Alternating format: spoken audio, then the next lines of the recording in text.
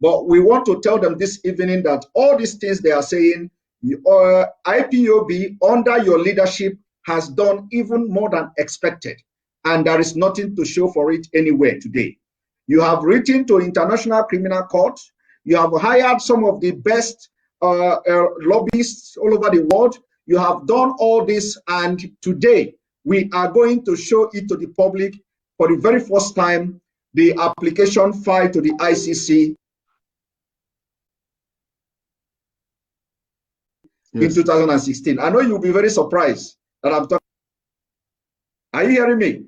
Loud and clear, Simon. I'm hearing you. Please. So I'm going to pull the application IPOB under your leadership filed to the International Criminal Court in 2016. Yes. We are only going to read because it is about 93 pages. So when people are talking, they are saying something they know nothing about. They don't know how far you have gone with the IPOB, especially to get justice for what the Nigerian government has done to our people. So today I am going to release only one tip of the iceberg, and I'm doing it for the very first time on this program.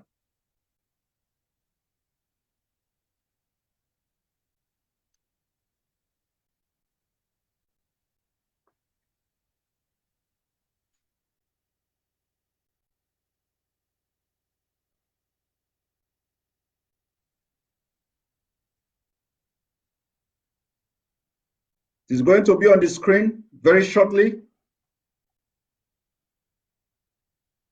because this program is going to be completely different than what normal what we have been doing all this while. Is going to be completely different.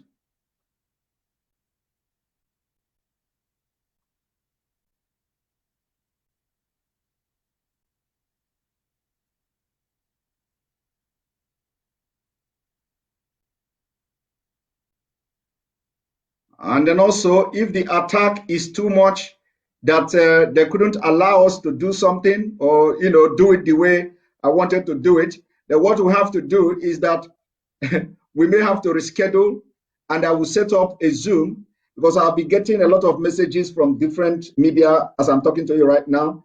I'll be getting a lot of messages from different media houses, and they are telling me what to do. They are telling me to do this and do that. So if this doesn't work out, we have to now. We can have a discussion, and then we can present the evidence afterwards. We can have a discussion today, and then the evidence will be presented later. Exactly.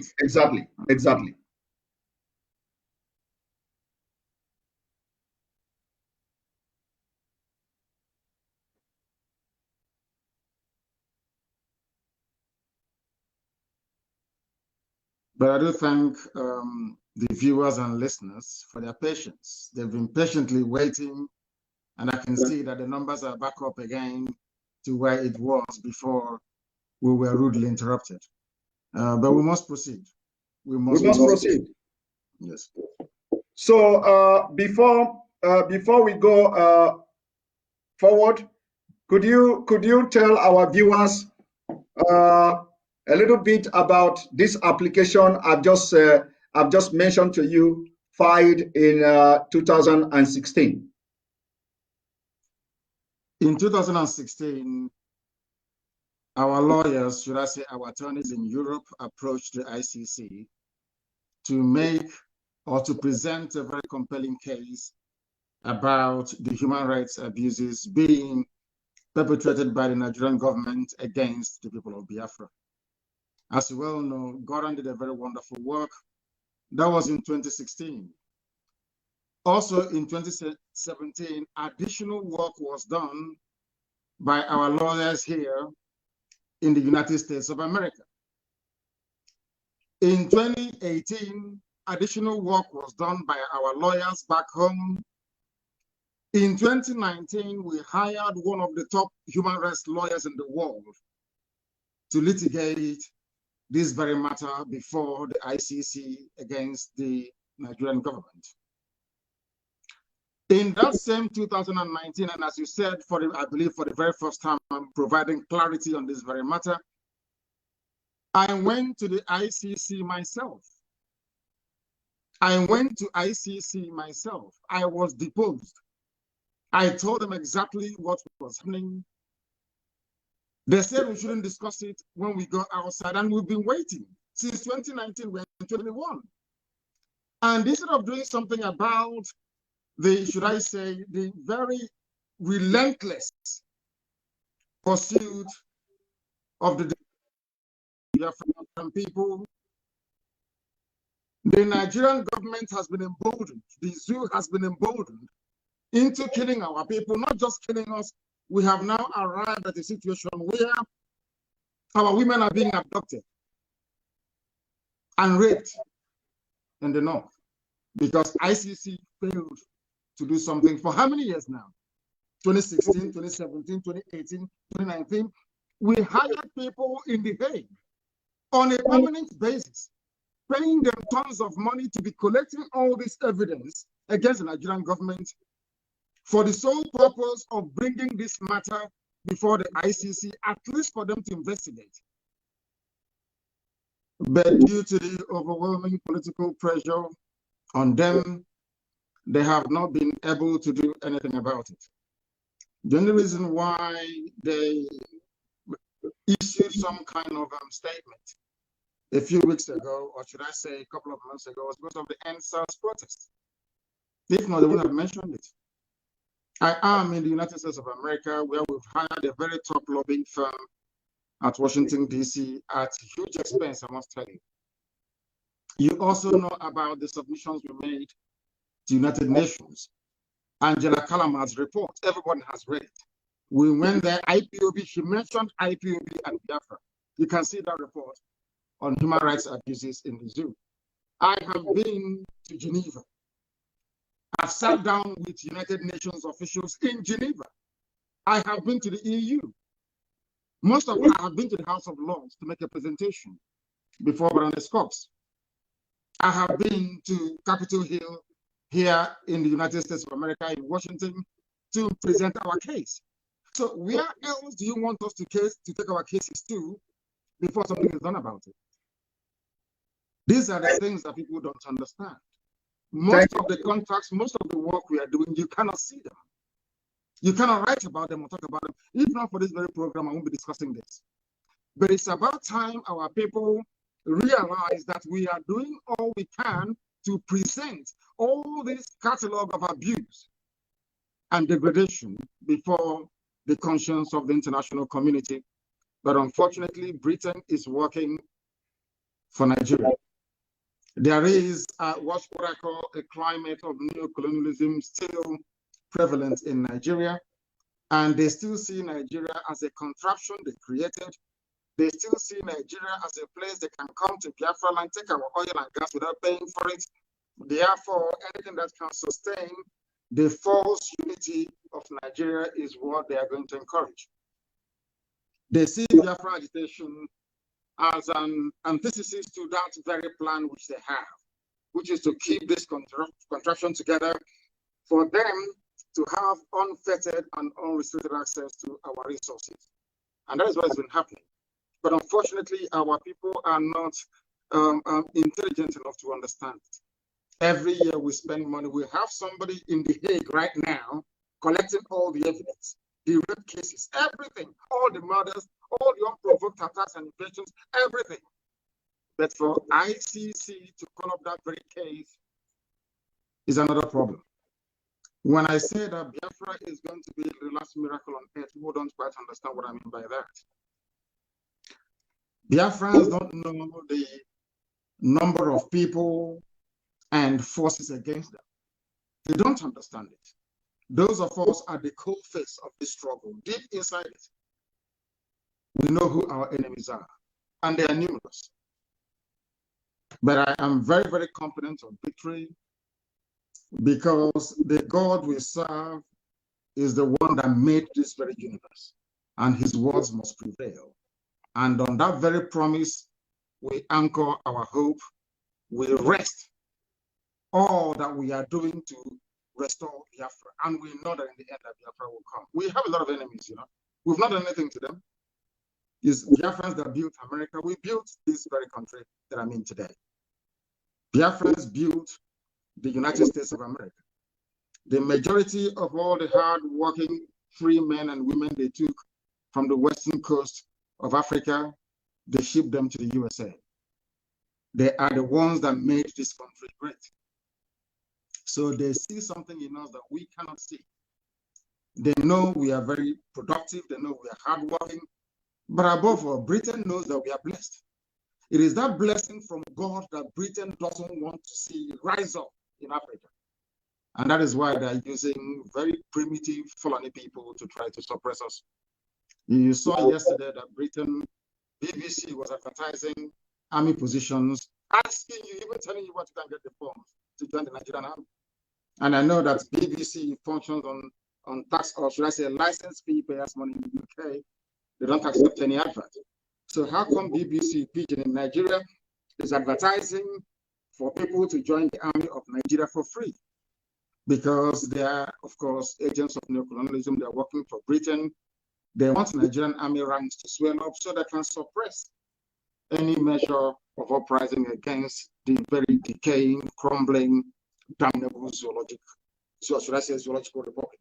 What our people need to realize is this. What we go through on a daily basis to ensure that our cases are heard all over the world is immense, everywhere, especially here in the USA. But if the world continues to turn a blind eye and they continue to kill, to rape, to murder, to slaughter people, to take our land, they expect us to put our hands and do nothing? The answer is no, of course. We must fight because we have our backs now against the wall, and that's what we're doing. Thank you very much. Thank you very much, Ohamadike, one of Biafra. Another thing I want to, this is just an introduction to what we are going to discuss this evening.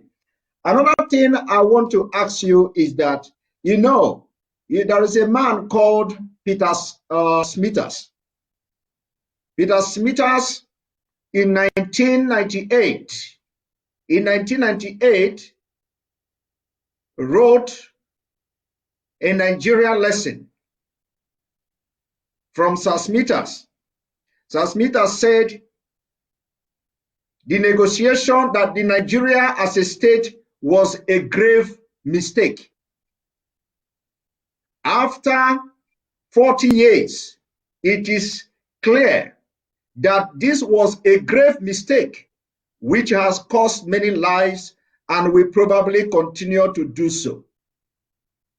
It would have been better to establish several smaller states in a free trade area. The exculpation, it must be said, that we did not then have the examples of the collapse of Yugoslavia and of the Soviet Union before our eyes. This was a man who was the parliamentary private secretary to the Minister of State and the Secretary of State in the colonial office 1952 to 1959. Can you tell us more about what you feel he is trying to do here? What he's trying to do is to draw our attention to the incompatibility of the various ethnic nationalities you have that make up Nigeria, but more importantly, to draw our attention to the irreducibility of value system in determining who should belong with who in any nation. It's quite interesting that he used Yugoslavia as an example. The funniest thing that people don't understand about Yugoslavia is that they are all one Slavic people. They are all Slavic people, as you have with Russia and Bulgaria and all the rest of it. They're all Slavic people. They are one people, one race.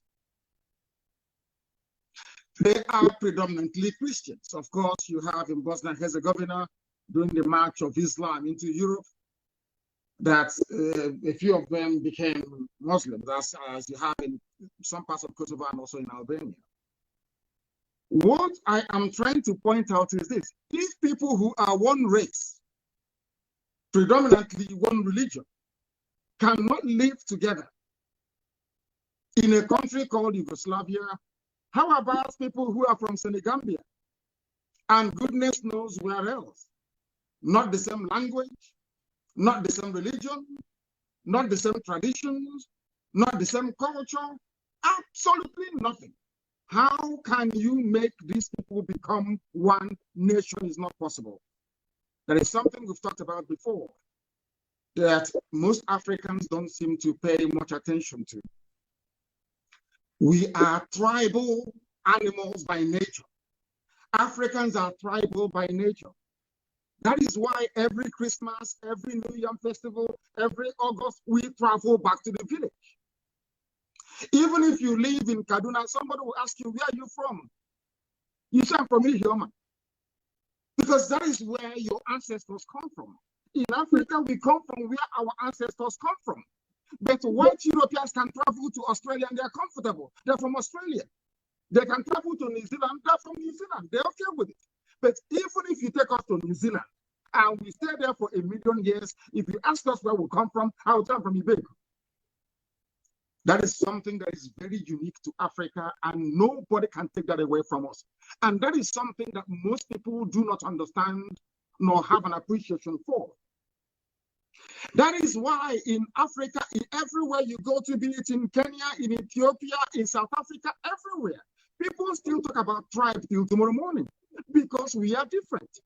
So rather than trying to experiment with us, this sort of very colonial, artificial construct, because mind you, all states in Africa, sub-Saharan Africa, are all racist constructs. Those that developed or created Nigeria, that created Togo, that created Ghana, they had racism in mind, not your interest. And this is what we've been trying to explain to African people. If not, why would we go to Lagos during a revolution, or should I say a mini revolution, a protest? And people of Lagos, Yoruba people are saying, oh, that Igbos came here to destroy their buildings. But you are all one Nigeria, you claim. These are the things that people need to appreciate. We don't want Fulanis in our land for the simple reason that we don't want to dilute. Attention, attention. IPOB, one family. This announcement. Can you hear me? Sorry about that. It's okay. What I'm trying to point out, Simon, is this. Forget about all the one Africa. I'm a Pan-Africanist. But we need to start organically. We need to go back to where we come from and begin to build a consensus from the grassroots. Which should Biafra want to join Oduduwa in forming a nation, we look at all the pros and cons and then reconcile all these things, and then we move together as one. Look at Britain that gave Nigeria, so that colonized and still owns Nigeria till tomorrow morning. Scotland wants to be on their own. Wales will be on their own very soon. Northern Ireland will live to be on their own. That is human nature. You cannot take it away from us. The only reason why they have Nigeria together the way it is, and why we have been complaining, and why authors and great commentators like the man you alluded to has not gotten any traction in terms of people being able to understand and appreciate what he's saying, is because of the way we reason. I say this all the time. Professor Wole Soyinka, a great literary giant, I would say, came out the other day to say that he is fed up, there is war on his doorstep. He knows very well, as an intellectual, so to speak, that the reason why the war is on his doorstep is because Nigeria is flawed. If Oduduwa were to be on their own, do you think somebody will go to, any cow will go to Soyinka's farm to eat the cabbage or the carrots? It won't happen. These are things that we need to understand, that first and foremost, we are tribal animals because life as we know it started in Africa. We are attached to the land we come from. That is who we are. Because the white man can be born in England and come to America to settle for life and say he or she is an American, doesn't mean we have to follow them. Thank you. Thank you, Onyendu. Now let us now go from the fundamental in the sense that, you know, when people are hearing that we are agitating for Biafra, we want Biafra, some of them in the West, we say the political elite are not shouting Biafra, that they are only those who are in diaspora you know, like civilized ones are the ones shouting for Biafra. And this is a fact a lot of people don't know. When you look at it, you find out that 99% of people in Biafra are shouting Biafra. 99% of Biafrans in Nigeria are shouting for Biafra. Only 1%, not even up to 1% of this so-called elite. These are the politicians that have benefited from Nigeria. Now, I want us to look at how will disintegrated Nigeria favor the region before we come into the crisis and the lives that have been lost as a result of trying to keep one Nigeria. Can you tell us, how do you think that a disintegrated Nigeria will favor the Fulani themselves, the Hausa themselves, the Middle Belt, the Oduduwas, the Biafrans, and any other nation that will want to come out of Nigeria? Explain to us. Let us hear. Before I came on air on this, your fantastic program today, I read a very brilliant piece, or should I say a comment by somebody. The person said that Nigeria is the only place he knows where yesterday is better than today. Ask yourself, at which point in Nigeria's history did they record the highest level of human development? It was when they were on their own, when they were semi-autonomous regions. So there is an already made example there for people to reference, should they wish to do so. It was when this unitary mindset came into existence that things started to fall apart. So if when you were on your own, the North was doing very well, or the West was doing very well, Opera had the fastest growing economy in the world at nearly 48% every year. Awolowo did his magic in the West. Now tell me, you have a simple example. When people were, should I say, semi-autonomous, or should I say autonomous, so to speak, they were doing very well. Now you are together in one Nigeria. Everything is falling apart to the extent that people are coming from Mali, from Senegambia, from Niger, from Chad, in your backyard, raping and killing you. It's a no-brainer. It's simple common sense. As I said before, that is who we are. Because once you allow an element of stress, an infusion of competition, you get the best out of the people. Right now, we do not have that. Right now, there is no competition. Right now, this thing about one Nigeria, unity is stifling the creative potentials in us, all of us. Yoruba is not doing well. Biafra is not doing well. Middle Belt is not doing well. The North is not doing well. Nobody is doing well. Then you ask yourself, all these glorious reference to our past, what period was it? The only period was between 1960 to 1965. And then you had regions. Who can argue with that? So the more you separate, the more you look inwards, the more you look at yourself, the more you become self-reliant, the more you, do you know that in those days, all the regions that they had embassies abroad? Do you know that? Do you know Eastern region had their own embassies abroad with their flag? Are you aware of that? Most people don't know this. And that was the time that Nigeria witnessed a semblance of growth in terms of human development. Now you have a very, should I say, disgraceful contraption called one Nigeria. And everybody is struggling. Cows are making your lives a misery. If you don't know that going back to autonomy is the best way forward, then there is something wrong with that person. Onyedi, thank you very much. Just because you know everything we do in Biafra, we stand by the truth. We do everything with evidence and fact. Just to back up what you have just said, I told you about 93 pages of application filed to the ICC. Barely few years of formation of IPOB, because this was in 2016. Barely 2 years.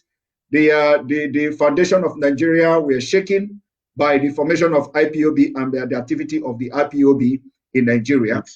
So on that ground, this application was filed in 2016 January. So I am bringing it to the screen now for people to see. For those who are asking, this is number one. The application has been filed 2016, 2017, 2018, 2019, and this is 2021. And there is nothing to show for it. And there is a place I'm going. I'm going somewhere with this statement I'm making now, which we are going to discuss, later on in this program.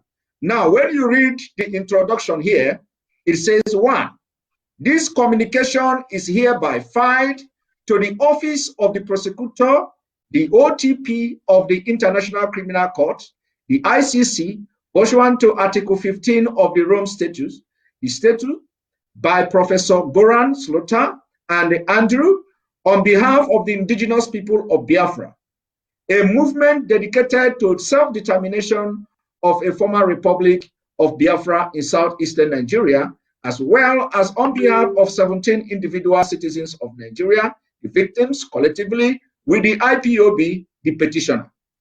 2, the petitioner submit that, based on the information set out herein, there is reason to believe that crimes against humanity within the jurisdiction of the ICC, in particular, murder, unlawful imprisonment, torture, enforcements, disappearance, other inhuman acts, and persecution have been committed in the context of politically and ethnically motivated state violence against primarily IPOB members and the Igbo people of southeastern Nigeria.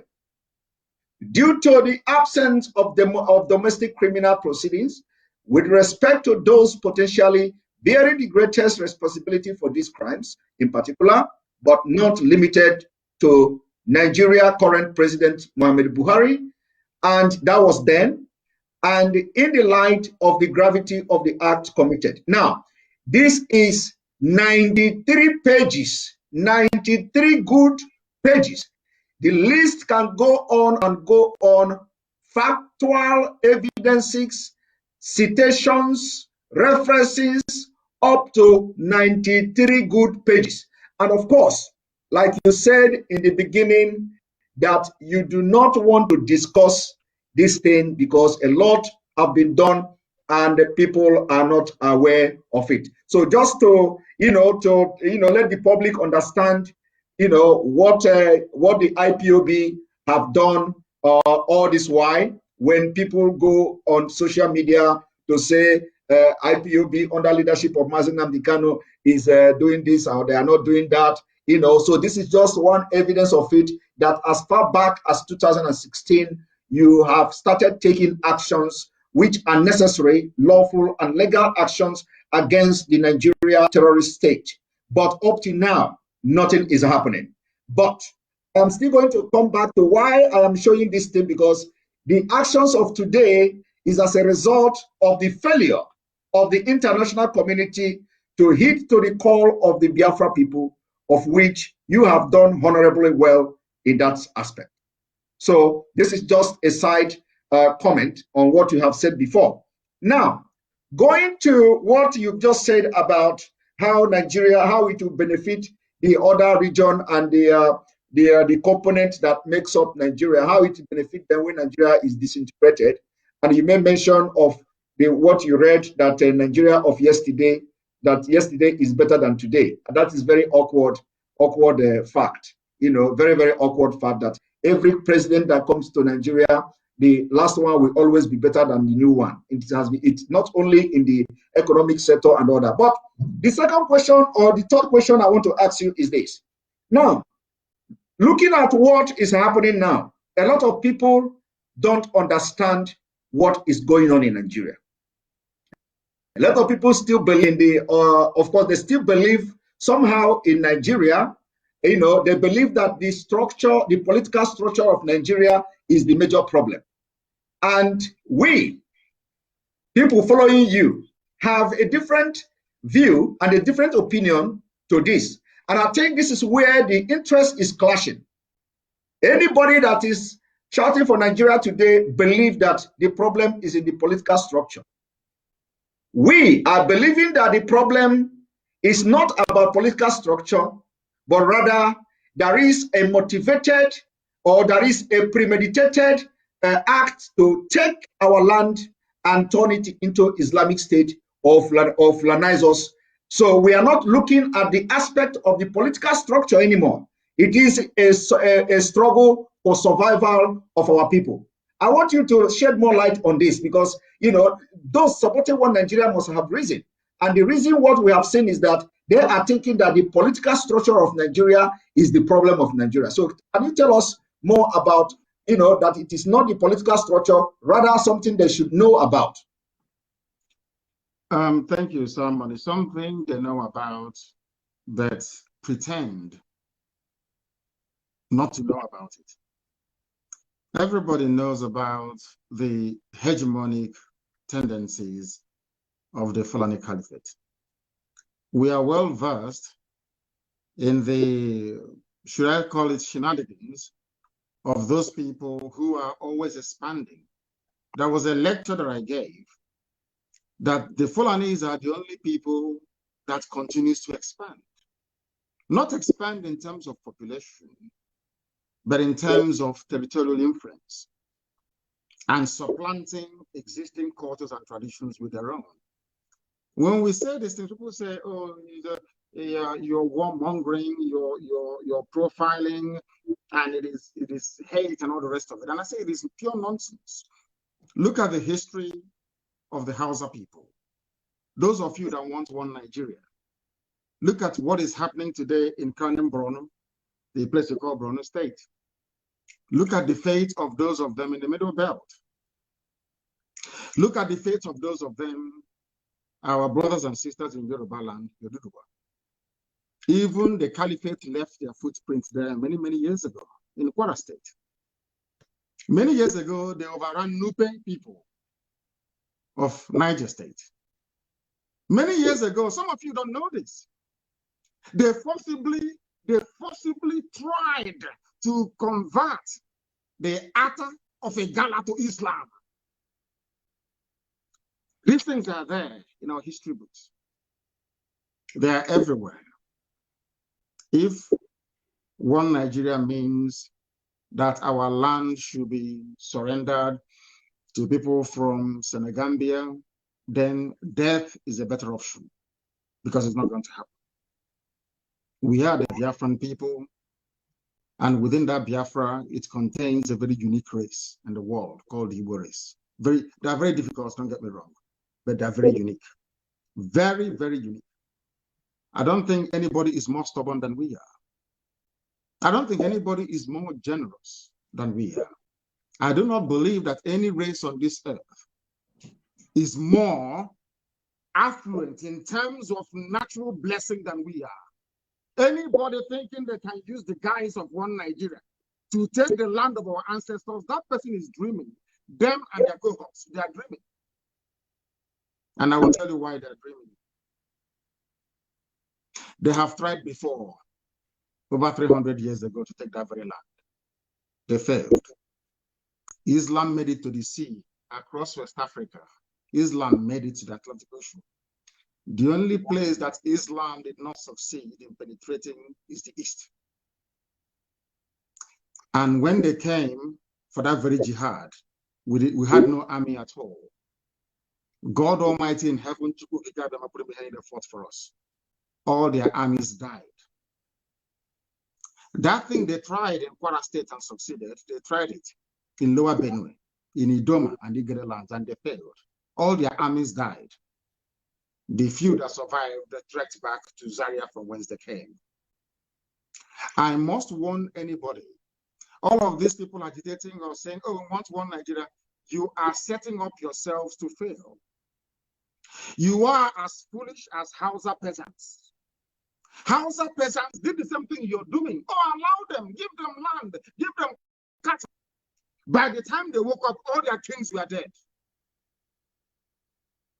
Hausa kingdoms became Fulani Emirates. You have Hausa governors, you have Fulani governors. Telling you we are Hausa Fulani, we are Hausa Fulani. And I keep asking myself, why is it that people don't see all these things? Is it because, of course, that is why we call them a zoo, because they are very foolish. Without apologies to anyone. Because if you are not foolish, history is there for you to reference. These people asking you for land, asking you for Ruga, maintain peace, let's stay in one Nigeria. What are their antecedents? What have they done in the past? Because where we come from their behavior in the past, you now know if you can trust them or not. But it's Britain that is behind the scenes, remoting everything that's happening in this zoo. I am a British citizen. I hold a British passport. I know there are good men and women in England. It is a land of conscience. It was English people that left Southampton to come to America to build America, the land of the free. English people, yes. They traveled on a ship called Mary Rose. They landed at a place called New England. Conscientious, honorable, God-fearing people. They were the ones that helped slaves to escape from the south to the north. English people. But there is a breed we have now. Blood-sucking demons. Their job is to hold Africa down, to hold a black person down. And how are they doing it? They don't want you to tamper with any of their creations in Africa, all these idiotic states, all these artificial boundaries they gave us in Africa. No, because that is the beginning of the chain that is holding us down, and they know it. And the question is, who is a Nigerian? And I will ask you a simple, I want you to contemplate something, Simon, for me. If I ask you now to go and prepare a Nigerian dish for me, what are you going to present? Because if you bring a wedu soup, somebody from the East will tell you that is not their food. They're not even eat it. If you bring Afan or a guy from, somebody from Kanu State will tell you that is not our food. If you bring Tuwo, is it Tuwo Shinkafi or whatever they call it, somebody from the Middle Belt will say that is not our food. Ordinary food, there is no commonality. Is it the way they dress?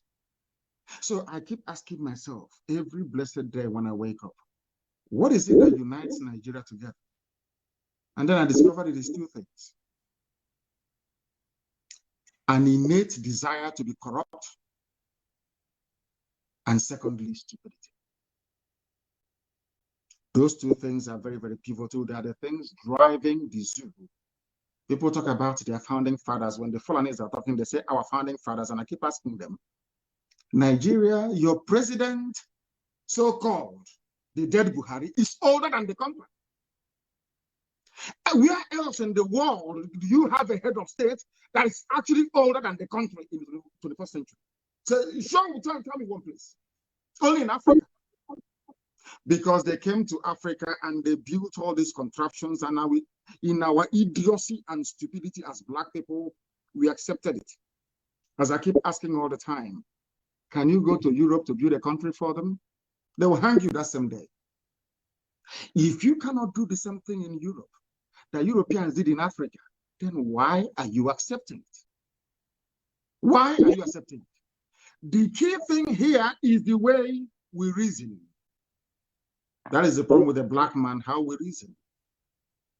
People talk about Nigeria as their country, talk about Nigeria as their nation, as if Nigeria has any legs to stand on in the first place. Nigeria it has no meaning. It is a very derisory meaning. It means something very terrible and very awful. If I ask in Yoruba language, tell me the meaning of Nigeria, you cannot tell me. If I go to Igbo language, tell me the meaning of Nigeria, you cannot tell me. But I know the meaning of England. It's the land of the English people. I know the meaning of France, or is the land of the French people. It's only in Africa they have all this garbage. And we are, after our university, after our so-called PhD, FFD, SSD, common to reason like a human being, we cannot. Those are the things we are fighting.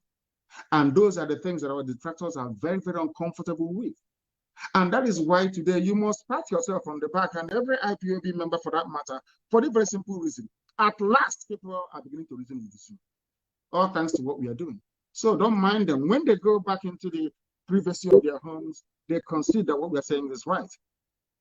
But outwardly, due to economic, political, or whatever thing that it is, They wish to toe the line of let's keep Nigeria warm.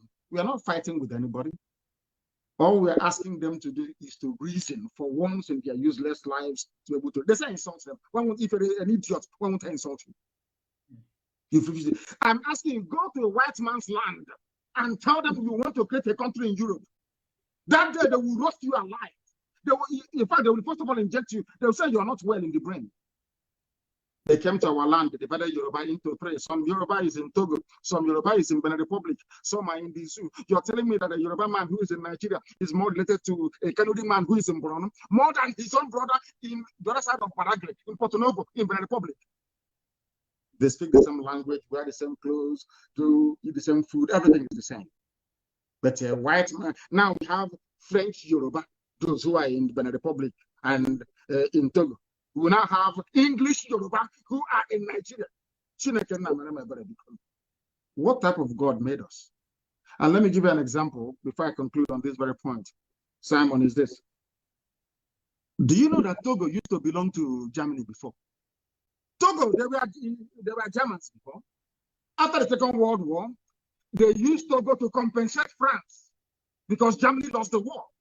And these are human beings in Africa, for Christ's sake. I can't understand this type of nonsense. I can't understand it. And that is why I keep saying that the one of the greatest, disasters to befall me in life is to come from Africa. We are people who do not reason. How can you have the same people? One part is French, the other part is English. Is English and is Yoruba and the French, are they the same people? The answer is no. And you're telling me that a Yoruba man inside Nigeria should be related with somebody in Borno State. Lord have mercy. Thank you very much, please. Thank you very much, Onyendu. You have explained this thing very broadly. The point you have made very clear is that they knew that the problem of Nigeria is not based on political structure. They know it very well. Problem of Nigeria is that people are conquering our land and they are trying to take our land and convert us into Fulani nation and caliphate, and that will be resisted with everything we have. Now, the next thing I want to talk about or ask you about is, of course, like I said, we are going to get tough, this evening. We are going to say things that will provoke a lot of people. And on that note, I'm going to bring to the screen the international acceptable, or should I say, the Declaration of Human Rights on freedom of expression and freedom of speech. Now, when you look at what is going on in the zoo, they circulated some kind of threat letter to the medias in Nigeria, threatening them that you must not mention Fulani. When the Fulani have attacked and killed people, you must not mention them. So I'm going to read just a couple of these international laws.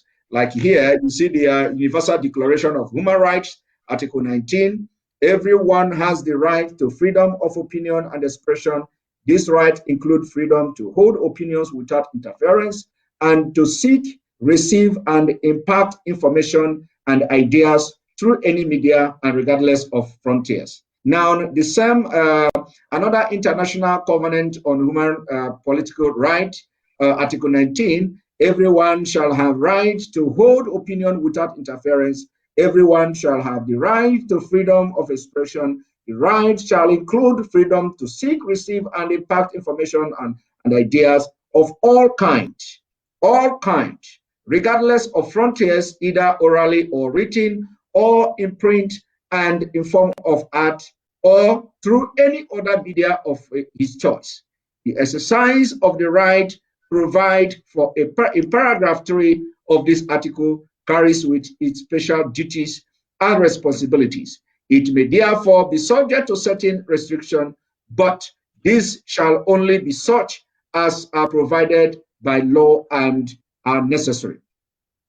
For respect of right or reputations of others, of national security or of public order or of public health or morals. Now, in this particular bill, when the state becomes the sponsor of terrorism, of course, there is always exceptional clauses. Now, the African Charter on Human Rights and People's Rights, Article 9, every individual shall have the right to receive information.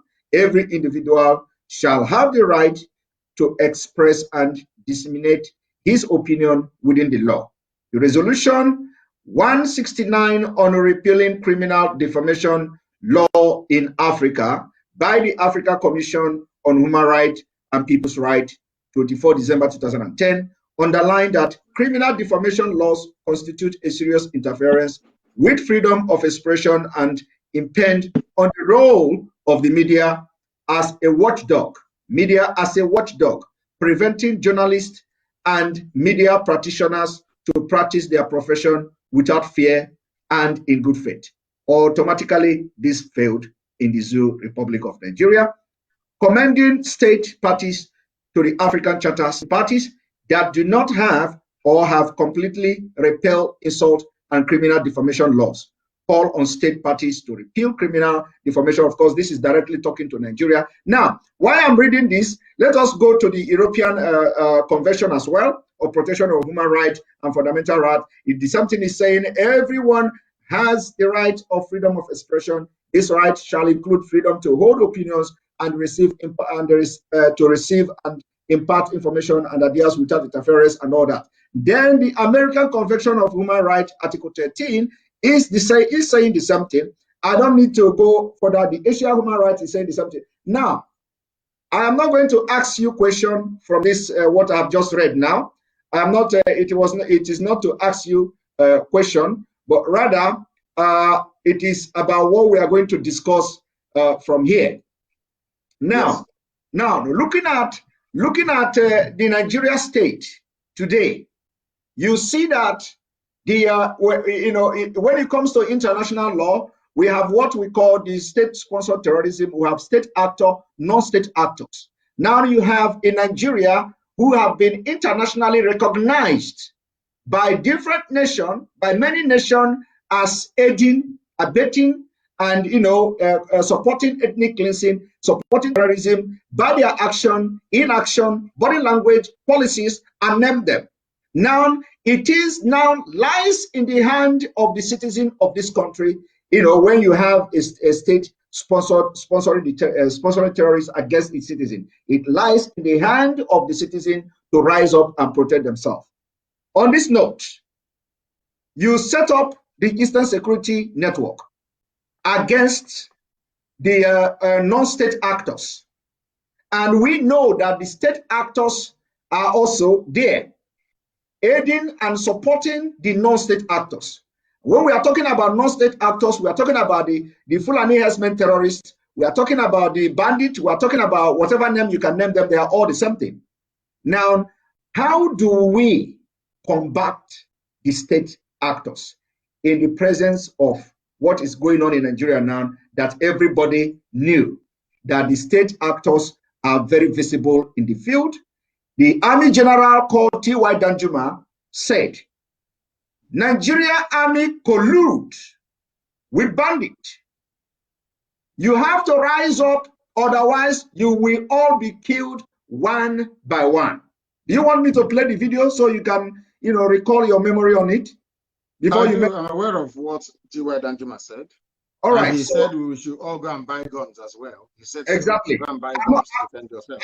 And not only him, almost everybody is advocating for everybody to buy gun. But that is not the point.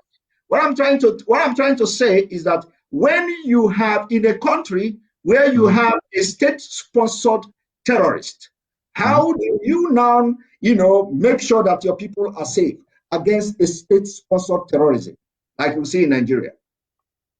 Thank you very much. Before I answer that question, before you started, you read out some conventions and some laws guiding people by the UN, by EU, by Africa, and all these people. All these very fanciful, beautiful words. They are meant for human beings in Europe and in America, in Australia. That is where these things work. It was not designed for animals in Africa, where people do not reason very well, where people do not think very well. You have a country called Nigeria that domesticated into its laws the rights of indigenous people.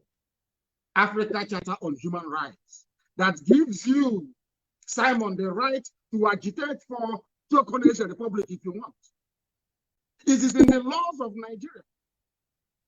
You go to the court in Nigeria, a judge will be looking at this convention that is actually a law domesticated into law, and he will charge you or she will charge you with terrorism. People don't understand the mess that we are in. In a short while, I will answer your question. But until people realize that what we've been saying from day one is correct, their lives won't be any better.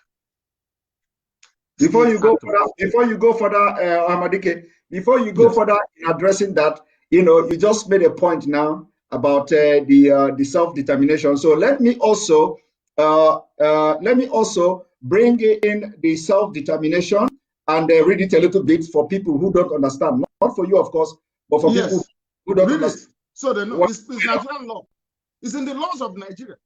When you do, they say you're a terrorist. You are being treasonable. But it's in their law. Nigerian law says you can agitate for anything you like. It's there in their laws. Please go ahead. Now, apart from that, Nigeria being signatory to all these international laws, of course, automatically becomes also they are compelled to respect that law.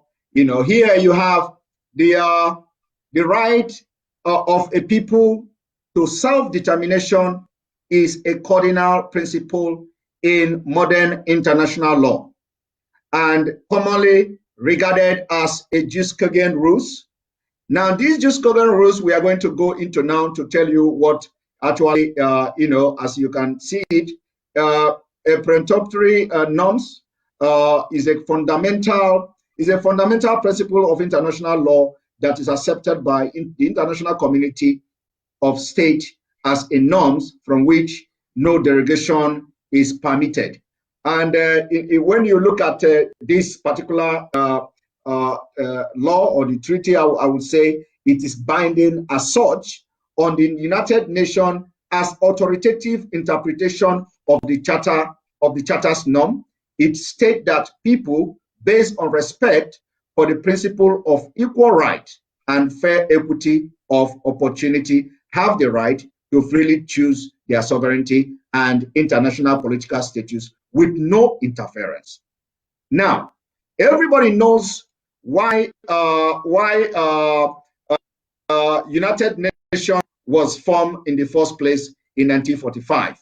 Is to maintain peace. Peace, amongst nation and state. Now, before going into commenting on this, how do United Nations comes in? It is us that have to now educate them about their own laws. That the reason United Nations was formed is to maintain peace. Now, how do you maintain this peace in Nigeria? In Nigeria, in Sahel region, in West Africa, considering the situation at the moment, what do you think that the United Nations should do to maintain peace in this region? Because that is exactly what they set them up after the World War. Yes, what they're going to do to maintain peace is to allow people that want to go via their own UN supervised referendum or referenda, which is the plural of referendum, to allow people to determine where they wish to belong to. We are in a world today where you can no longer shackle people to a dogma that is outdated. We live in a world where you can no longer compel people to do something against their will. That is called slavery. I do not see the reason why some people will still attempt to justify, the clamping down or the demonization of freedom fighters in Africa. One thing you must mind is this. There is a grand conspiracy going on. This is something that Africans must understand. You know the issue of CFA in West Africa, the French franc. France uses euros. But in Africa, the parts of Africa they control, they use French francs. The money that these people use, the currency, the paper currency itself, they mint it in Paris somewhere, and they bring it to Africa. France is a country that I love very much. They supported Biafra, as a matter of fact. I care about them. The problem in Africa, unfortunately, are we Africans.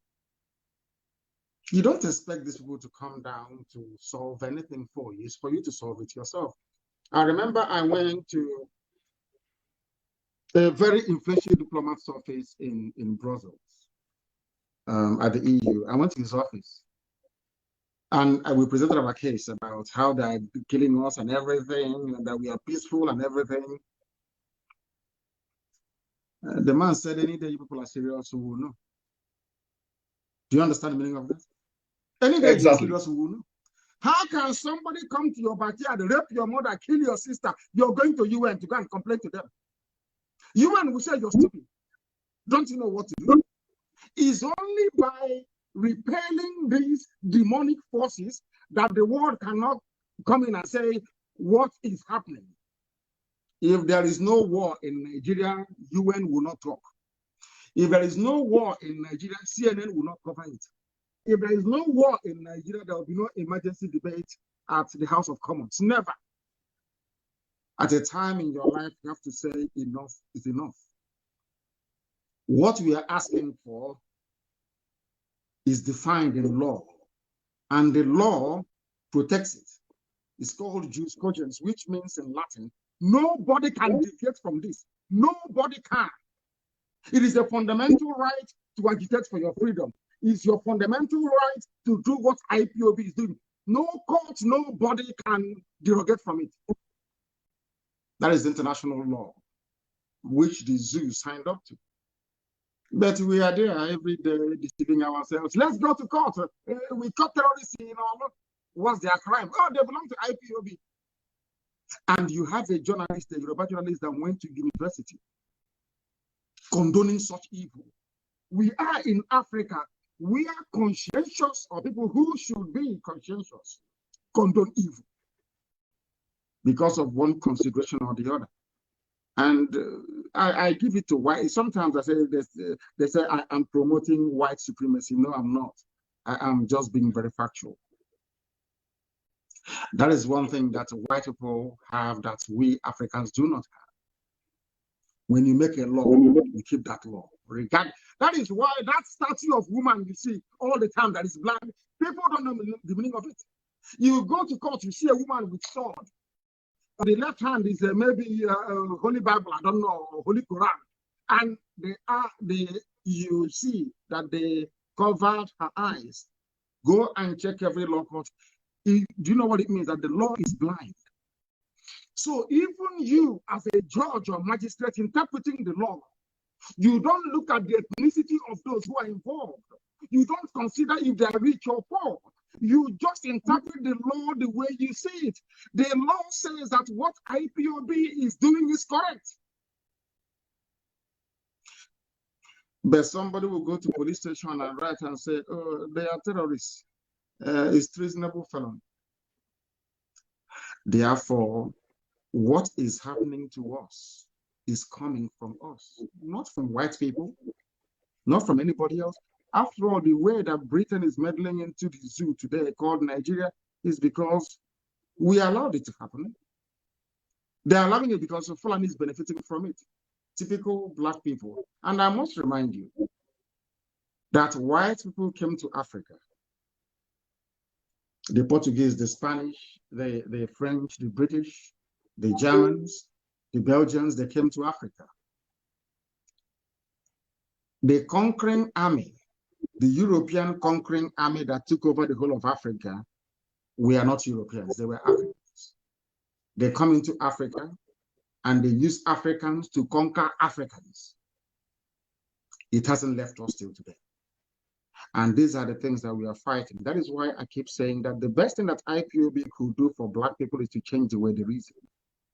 Once you change the way they reason, you will see all the difference in this. Remember when we used to tell our Yoruba friends and brothers that the Fulanis are coming? Nobody believed us. They mocked us, they ridiculed us. They said, even today, if you watch Channels television, mostly Yoruba journalists in Channels television, they are making the exact same mistakes that allowed the Fulanis to come this far. They never rose up to condemn them. They never interrogated this Janjaweedism, this march of the Fulani. And as you were saying this, Simon, something occurred to me. Do you know that the Attorney General of the Federation of Nigeria is now advocating that the Fulanis must have a ministry for cows, a commission for cows? Are you aware of it? It's in Vanguard, Mr. And you're all in one Nigeria. 21st century, and you're discussing the movement of cows. There is no justification whatsoever. We are in the mess we are in today because we allowed it to happen.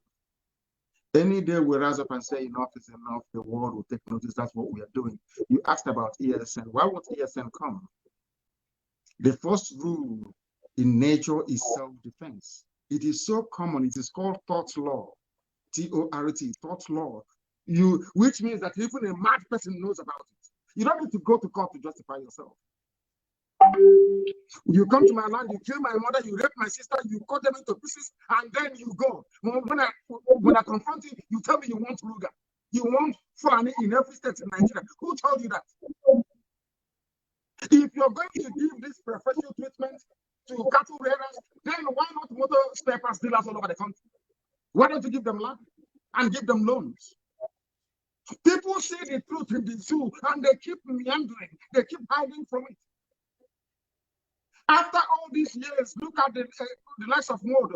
After messing up for years, now his eyes have suddenly opened.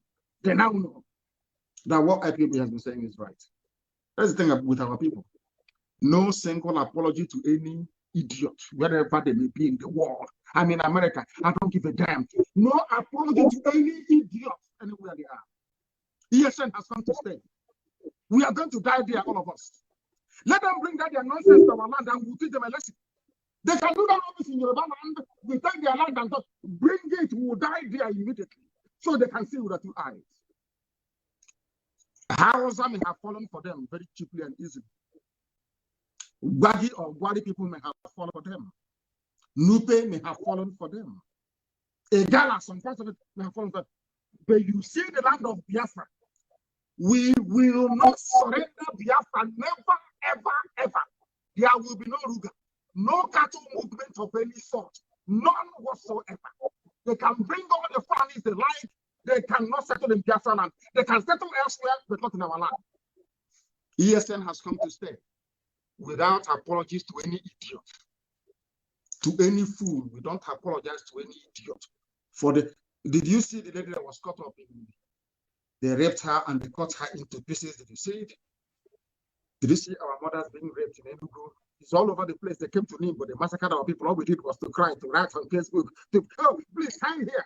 We want to petition the House of Commons. They accuse us at Uli. Sign here. After signing, what happened? Our cases are there everywhere in the world. If you ask them, they say, no, we don't want Nigeria to break. No, we don't want. But America broke from British Empire. Canada is a free nation. Is that not correct? Under British influence before. Now you're telling me to do the same thing that you did to make America great. You're saying I cannot do it because you're white and I'm black. God punish the idiot. God punish the bastard. I'm saying it openly. What you did in America to make America great, what you did in Australia to make Australia great, what the French people did because I'm a black man, you are telling me I have to give my land to a bunch of reprobates from the Sahel to rear their cattle in my village because I'm a Nigerian. God punish the idiot. Oyendu, that is why we are backing every of your action and every of your decision. You know, we are going to make sure that we take a decisive measures and action, whether it is going to bring the international community or whether they will still write our story like we are writing their own story. It is something that we have to see. And because of what you just said now, there is, if you permit me, I will play just one video that is very, very important of our brother, that also shed more light on what you just said now, making America great again, or making your people great, and you don't allow us to do our own. That is something that we have to talk about often. You cannot come and tell us not to do anything on our own, but in your own country, you want to do everything and make it the way you want. So let us play this video for our viewers to see. Very, very important. Very, very important. One moment.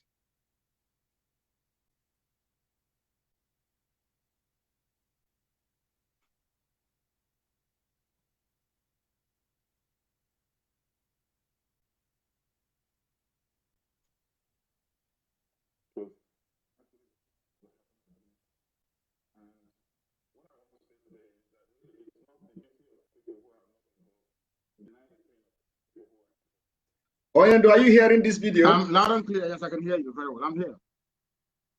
Because they don't want me to put it online. I've tried to pull it, so let me play the audio. So yes, at least. go ahead.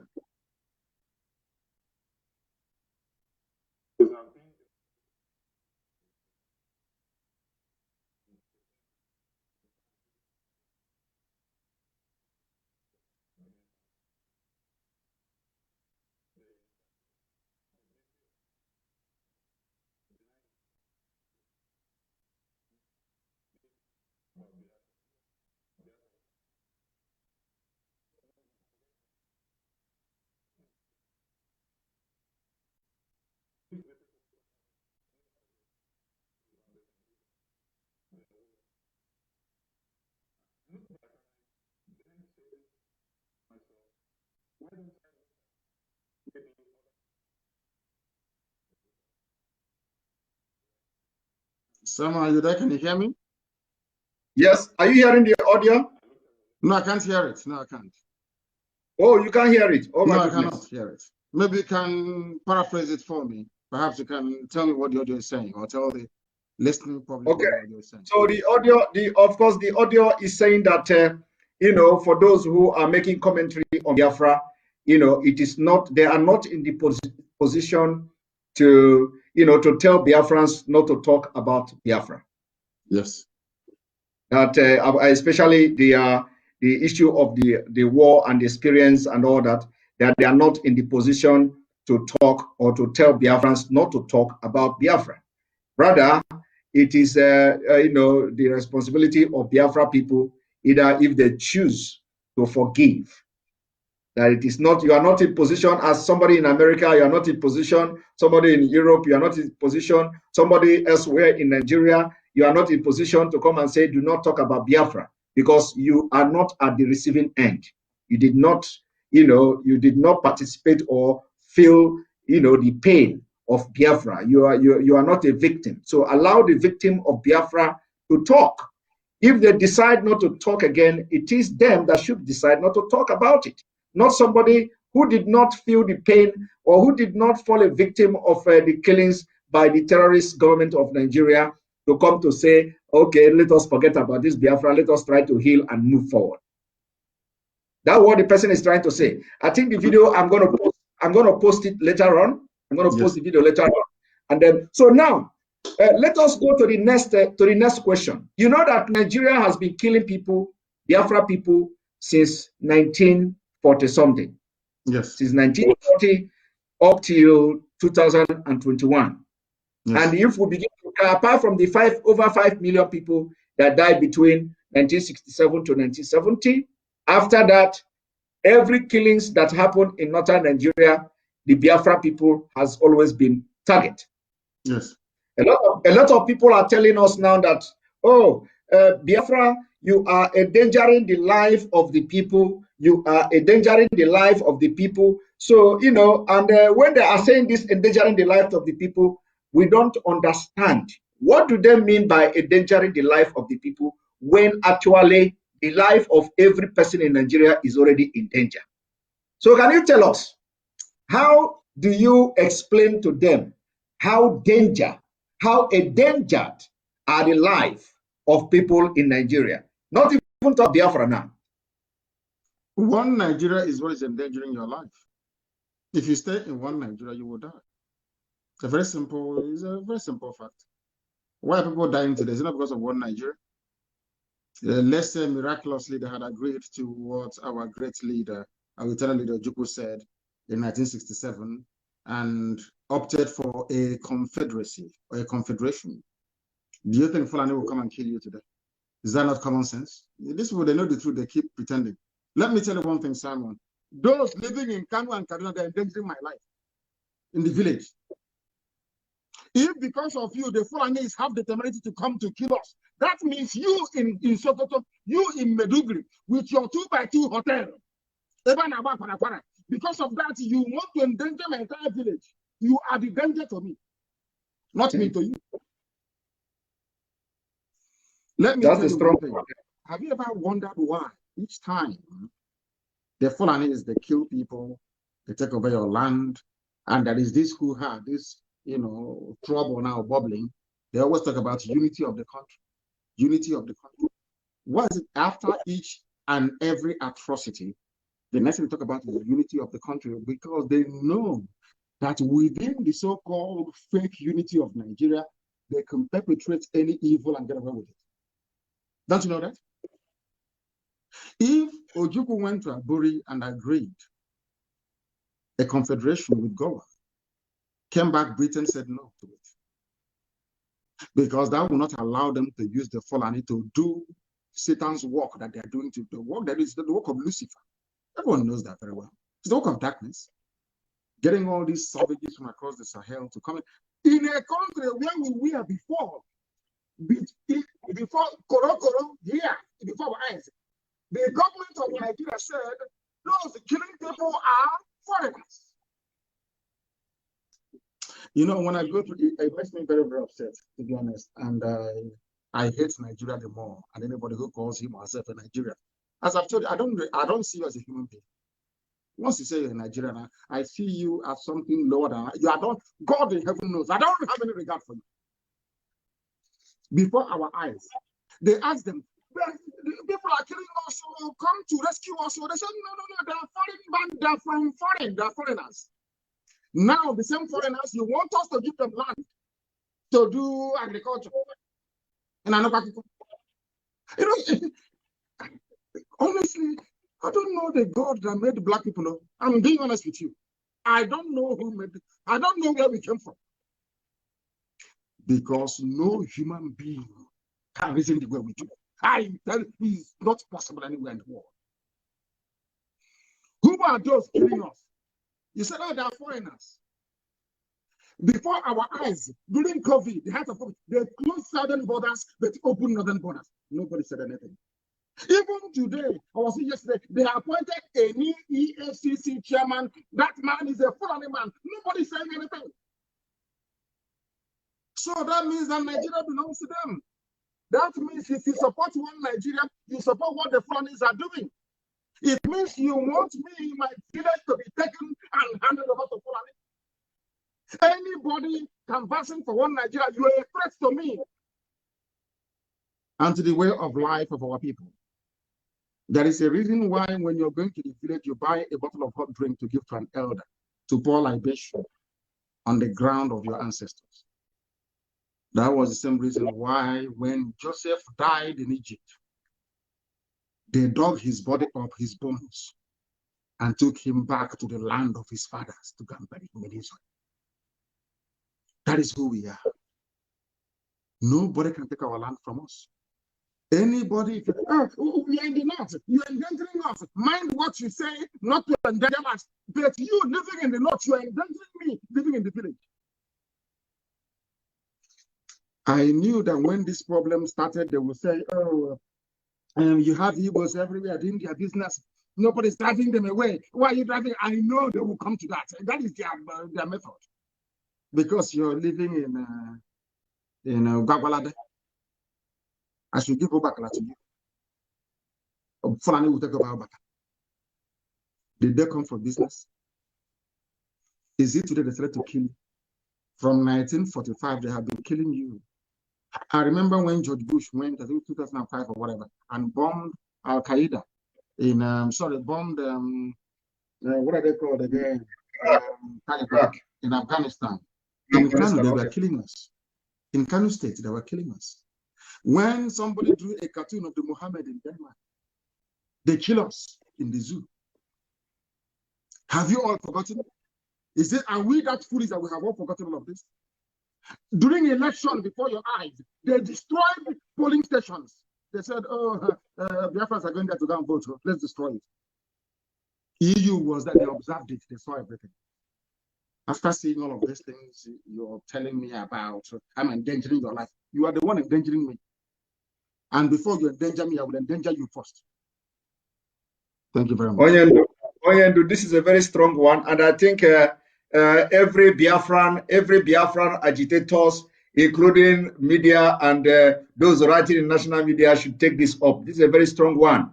Those who say we are endangering their life or life of Igbos, the people in northern Nigeria, the people supporting one Nigeria are endangering our own life.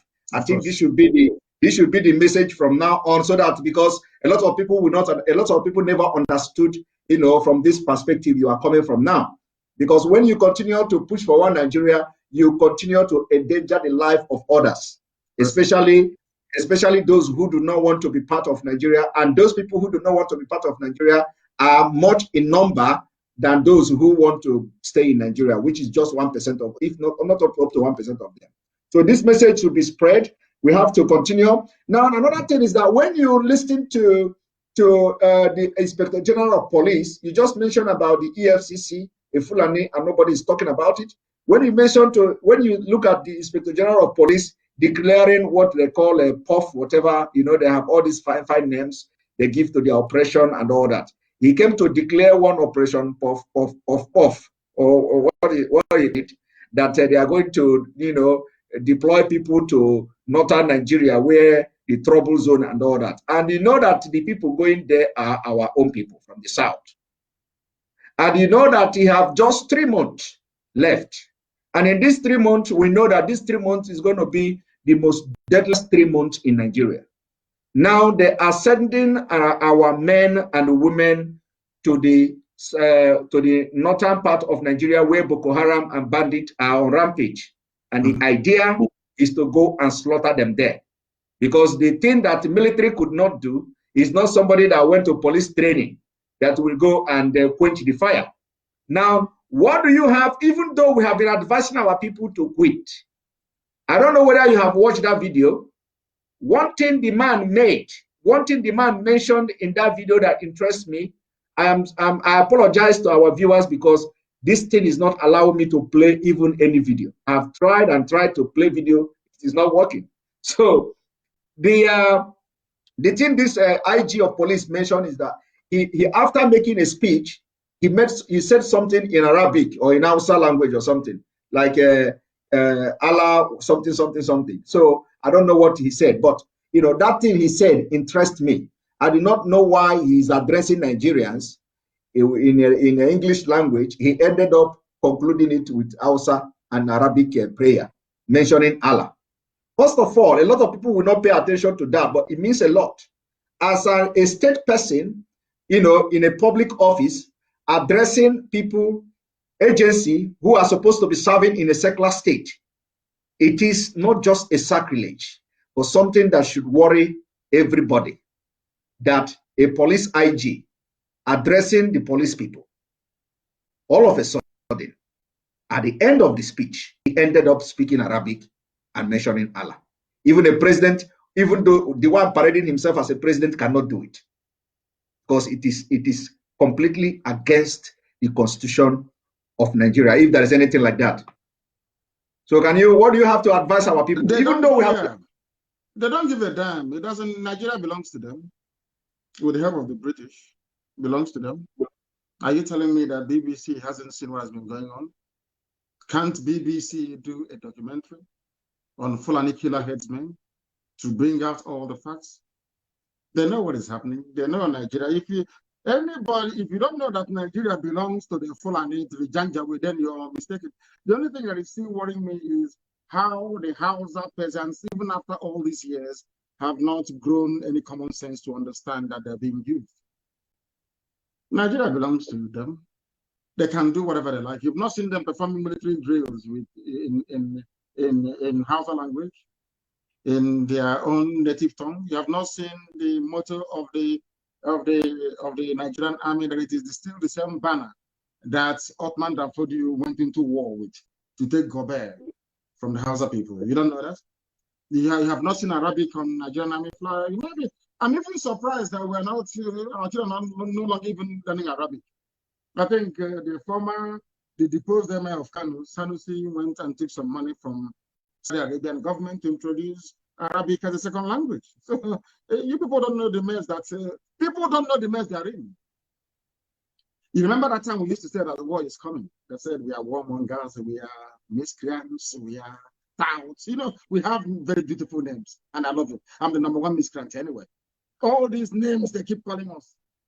The same words I used before is what Wole Soyinka is using today. They brought war to our doorstep. They told BBC. The work of BBC is to make sure that regardless of how horrible the behavior of Fulani is to moderate it. That is why they can. What would you do if they speak Arabic? If they decide, some people in Italy brought in hazardous waste and dumped it there, that port is still existing. You cannot see one cargo ship there. Only in Lagos, and it's congested. You come in there, a ship will be waiting for his turn for her turn, because it's a ship, so it's a her, for her turn for nearly 6-7 months to offload. And you're telling me about one Nigeria. People are in one night. Why wouldn't they speak? Who is the head of customs? A retired military colonel, or is it major? He doesn't wear customs uniform as required by law. He doesn't wear it. The Fulani have messed everybody up. Everybody is useless in the zoo. I don't know. I think it was Ohagi who was writing that whoever is advising the Fulani is doing a very good job, because they know us very well. They know we are black people. They know nobody is going to come to rescue us. You can do whatever you like. The BBC is there. All they care about is to make sure that the Fulani continues their march to the sea. That is the work of the British and of the BBC, and it's never going to stop until we rise up and say, enough is enough, which is what we are doing. So you're worried about people speaking Arabic when the army is Arabic. Now, go and look at the envelope, it's not Arabic already. That is the mess we are in. It's unfortunate that people do not see this mess. I had one idiot, as I mentioned the other day, talking about my wife is from Hausa, my baby mother is from Yoruba, the senior brother is from Juku, and I'm Igbo. Because of that, let's have Nigeria. People look at that. People talk as if they injected them in there, as if there's something wrong with their brain. Haven't you seen that our dear sister Chimamanda? Because if you do good, we pardon you. If you mess up, as IPOB, we are too strong. We shred you to pieces. Today, she has come back to her senses, saying she has done it. What we are saying is correct. You may not like it because I am saying it. You may not like it because someone is saying it. You may not like it because family writers are writing about it. You may not like it because a blessing is saying it, but it is the truth. You can hide and run and speak all your grammar and all that. It is the truth. Fulani will kill you. They will take your land. They will take it. And the BBC will cover up for them. So you don't know. I feel sorry for the animals in the zoo. Zoological Republic.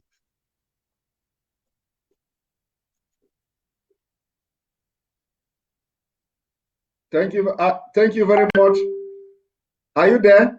I'm here. I can hear you very well. All right. Very good. Very good. So, these people, the attack is still is still going on, and they are battling with the thing at the same time. They are removing people. They remove people. That's what they do. We have over 10,000, 9,000 plus. They have removed nearly 2,000 people. That's what they do. They ignore them and continue. Yes, they are throwing me off balance, but we have to continue. Now, when you look at some of the international laws on statehood, like you mentioned about that UN have all these laws and all that. Of course, they are not paying attention. So I just want to read some of the things that to simplify the actions of the United Nations that must shape the international laws of statehood. Man, those things that shape the international law for statehood, for example, the Biafra state. If at a point, as this thing is going now, Biafra declared state, is this. There are the resolution passed by the General Assembly, the decision of the International Court of Justice, the law recording codification effort of International Law Commission, and the decision by the members of by the member to enter treaty recognized or not recognized purported state. Now, there are in addition to this, there are 3 traditional criteria that could make people, indigenous people, to be regarded or to have a statehood.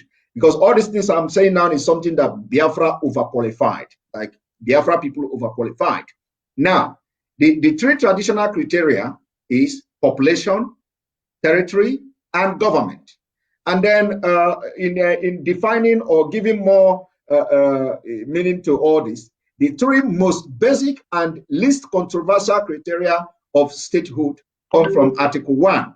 Article 1 of the Montevideo Convention of 1933.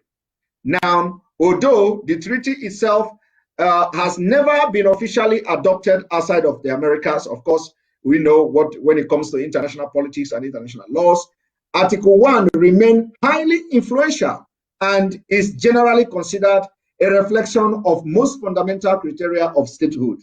Talking about Biafra now, if what is going on, who knows anytime this year, who knows anytime next year, who knows anytime before 2023, if something happened that every nation in Nigeria begin to declare the statehood, just for clarity.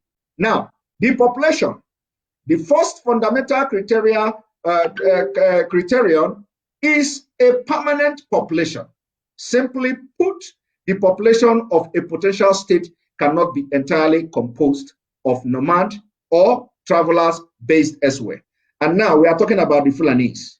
So you cannot, Fulani cannot have a statehood because they fall under the nomad, and or they are regarded as the travelers or they're based elsewhere. They cannot be regarded as population. And that is happening in Nigeria. This is in law.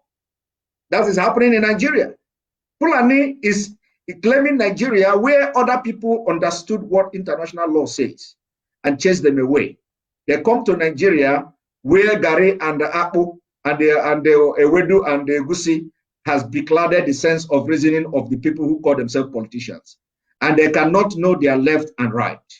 And now Fulani has come to understand that the people that are in the front line of politics from the southern Nigeria are all Mumu, and they are using that Mumuness against every other Nigeria, which goes to what you have said, that these people are endangering your life and the life of other people while they continue to remain in Nigeria and nomads are controlled.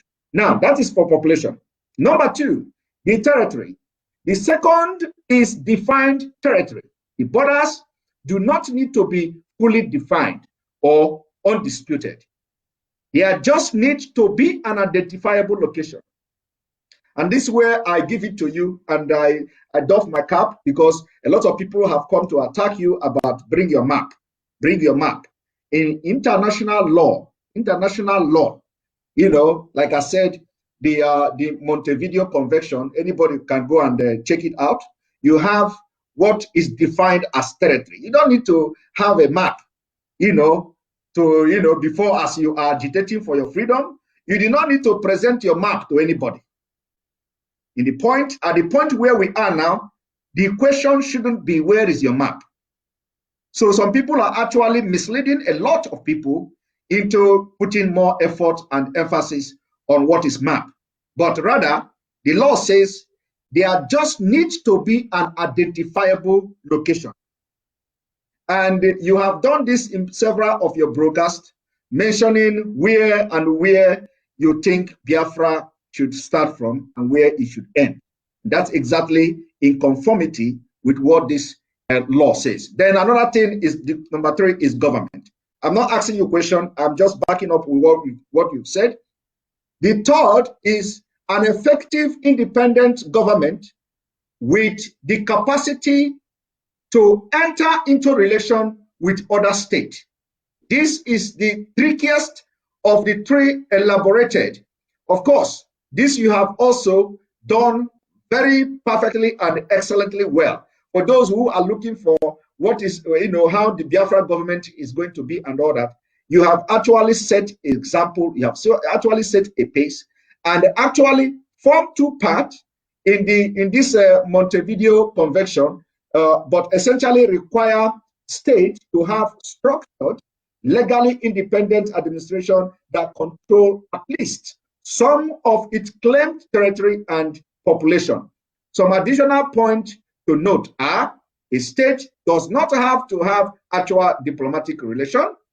It could be under diplomatic boycott. It just needs to have capacity to have them. I believe, with what is going on now in Nigeria, we are going to come to this point of this Montevideo Convention. It may be invoked as time goes on, because when you anoba joso abaya jebe. So, and I believe that other parts of Nigeria will also, without even knowing it, adopt this Montevideo Convention. Now, having said this, the Nigeria we see today, and the way the federal government of the Nigeria are backing terrorists openly, without even hiding it. They are backing the terrorists openly, supporting them, romancing with them, having meeting with them, and not only that, they are supporting them. The Sultan of Sokoto, who they regard as the traditional ruler of Nigeria, he is the chairman of board of trustee of Mayete Allah. Of course. Mayete Allah has come publicly to take responsibility of the terrorist attack against southern Nigeria. Now, in addition to this, the person that is parading himself as a president in Nigeria is a board member of this terrorist group that have been ranked number 4 deadliest terrorist group in the world. People are not paying attention to this. And when they are killing people, the Minister of Information, who happened to fall into the territory that was conquered in Kwara State, now come to say, we are not going to treat terrorists the same way we will treat those who want to get their freedom from Nigeria. That is the most absurd thing I have ever heard in my life. I know you have addressed this particular comment coming from the liar Mohammed, from Kwara State.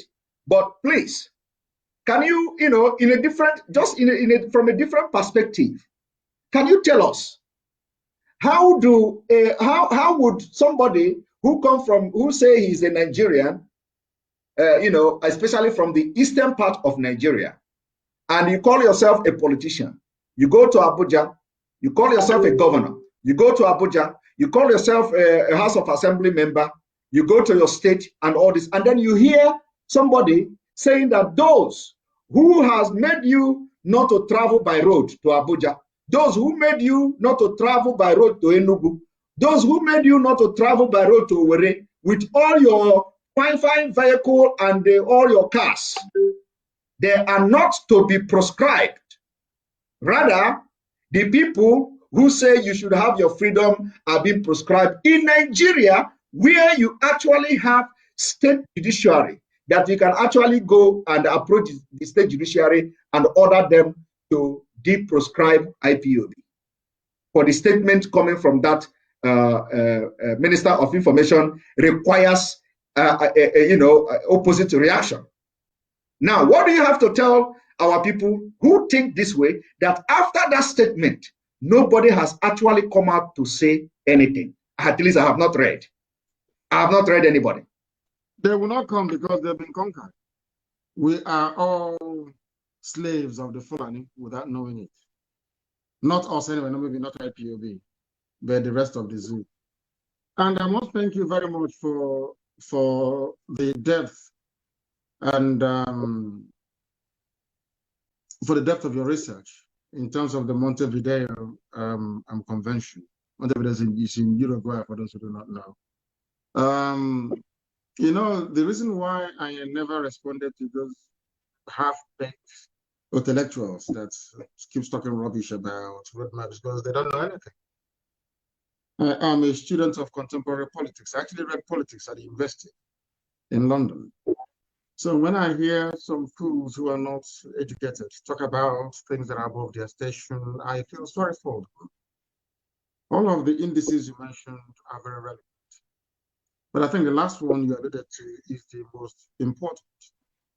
The United States of America, where I am today, went ahead to unilaterally recognize Kosovo as an independent nation. And today, Kosovo stands as an independent nation. It is your willpower, your determination to fight for what you believe in.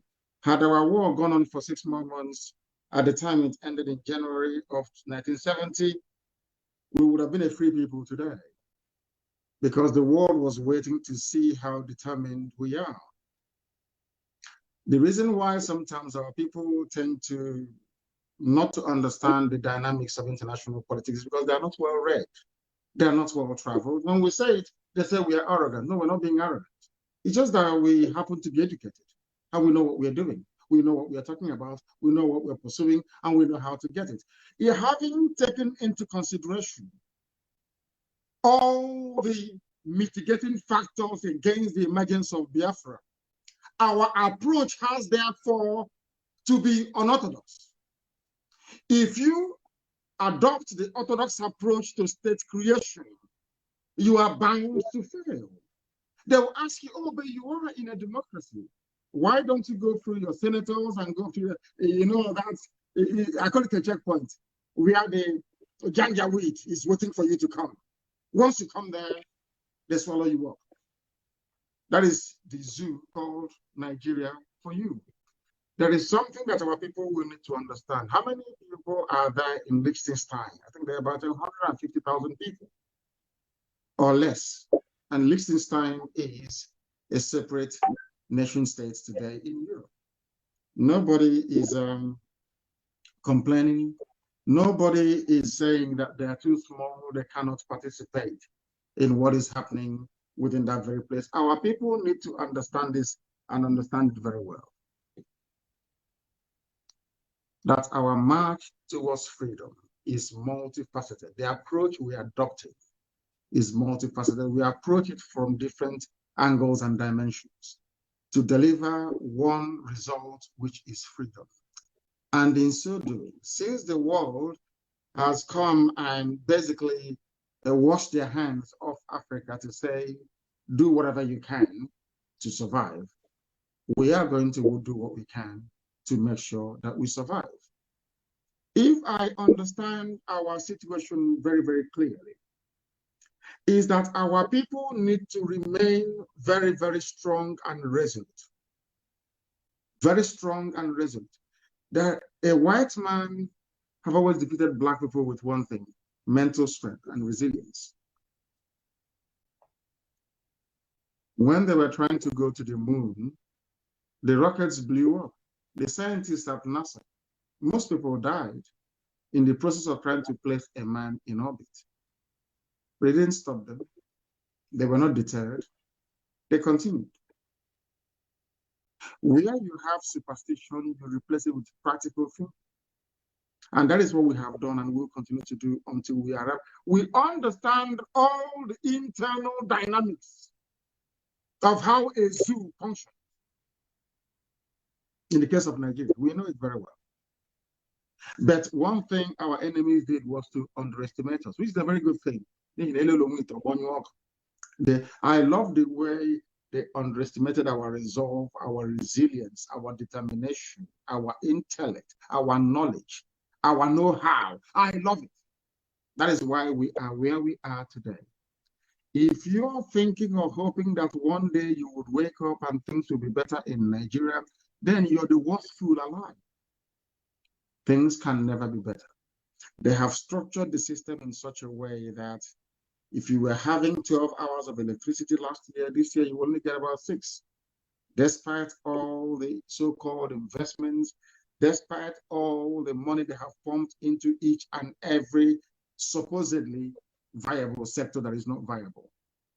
When I talk about the issues concerning Nigeria as a whole, what I'm doing now is to approach your question from a very holistic perspective. When you look at the issue of Nigeria and how hopeless it is, you don't need to look any further than the only thing that they produce naturally without any sweat or effort, which is crude oil and gas. Even that crude oil and gas, they cannot refine into petrol despite the presence of 4 state-of-the-art refineries. Instead, they gave license to a Fulani man to go and build his own special refinery. That means that all of us are slaves already, without knowing it. Until we realize, until the Oduduwa wake up one morning to say that the best way we can defeat these people is by the East and the West being together. The Yoruba and the Igbo, so to speak, Biafra and Oduduwa, must be together in order to defeat this, because Fulani people, they have one thing that we do not have. They have a godfather who is a member, who is one of the 5 permanent members at the United Nations Security Council, in this case, the United Kingdom. UK will never love you. They may respect you, but they will never love you. The only people they are interested in are the Fulani Janjaweed in the north. So Fulani has an advantage already. Therefore, the only way for us to counter them is through our resilience, our stubbornness, our determination, our never say die attitude, and our ability to work with our closest neighbors, in this case, the Oduduwa, to stand strong and to say enough is enough.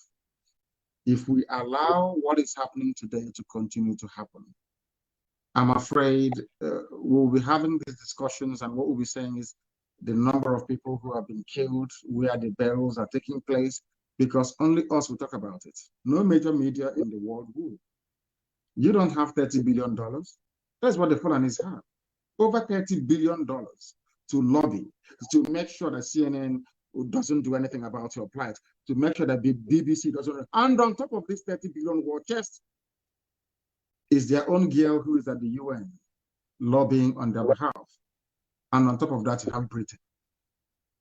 Our work is cut out. But I do believe very strongly, and without any provocation, that we are going to triumph and prevail in the end. Because the God we serve is the Almighty God in heaven and not man. And if his words are to come true, which he has done across the ages, then Biafra is coming and nothing is going to stop it. Thank you. Thank you very much. Thank you very much, Hamadike. A lot of people are saying that my question is too long, and they don't know that most of the things I'm just, backing up what you have said already with evidence, within international law. I like what you did with Montevideo Convention. Anybody now asking you about roadmap, simply give them the link of Montevideo Convention in 1933. Go there and see it. That is the roadmap. Exactly. I thank you for that.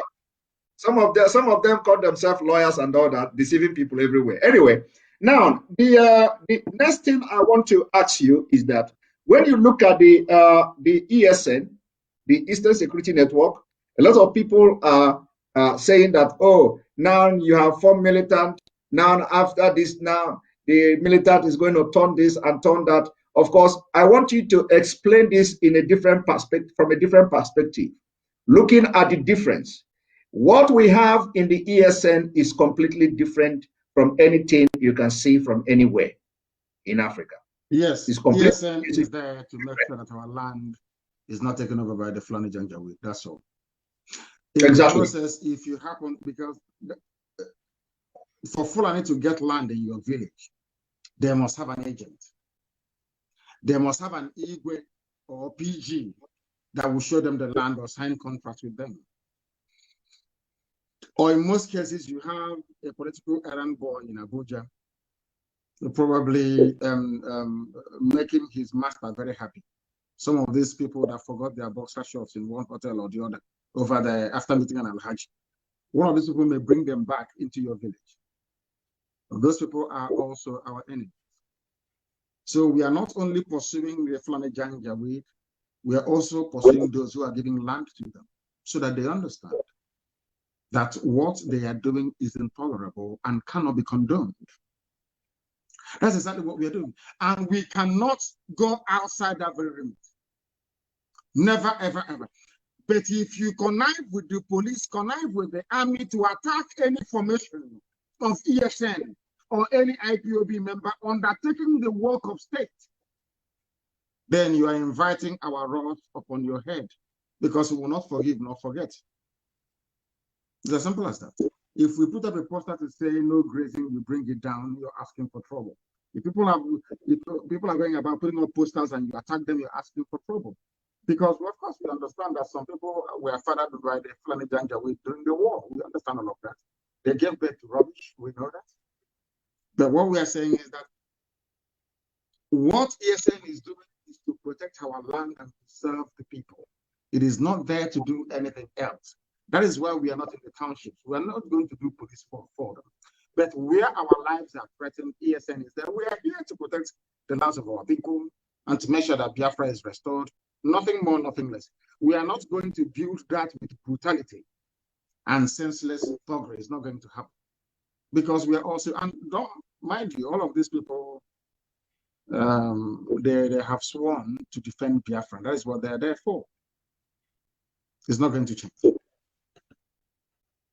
Now, Hamadike, looking at what is going on in Nigeria now, we know that the government of Nigeria, the zoo, is accomplished in this whole jihad attack, in this whole terrorist attack. They are accomplished. Now, what assurance will you give the people of Biafra who have become helpless, if not for the emergence of IPOB, if not for the emergence of the ESN just last year? You can imagine what could have been happening now if we are experiencing what the people are experiencing in Yoruba land, where the Fulani, they gave Fulani ultimatum, and then after the ultimatum, the Fulani come to say they own the forest in Yoruba land. Now, what assurance are you giving our people of Biafra that any attack coming from Fulani will be resisted and won? They should know that, because we know that the Nigerian state is an accomplice to what is going on, because there is no president. Nigeria has no president. Buhari is dead. Everybody knows that. Even a fool knows that very well.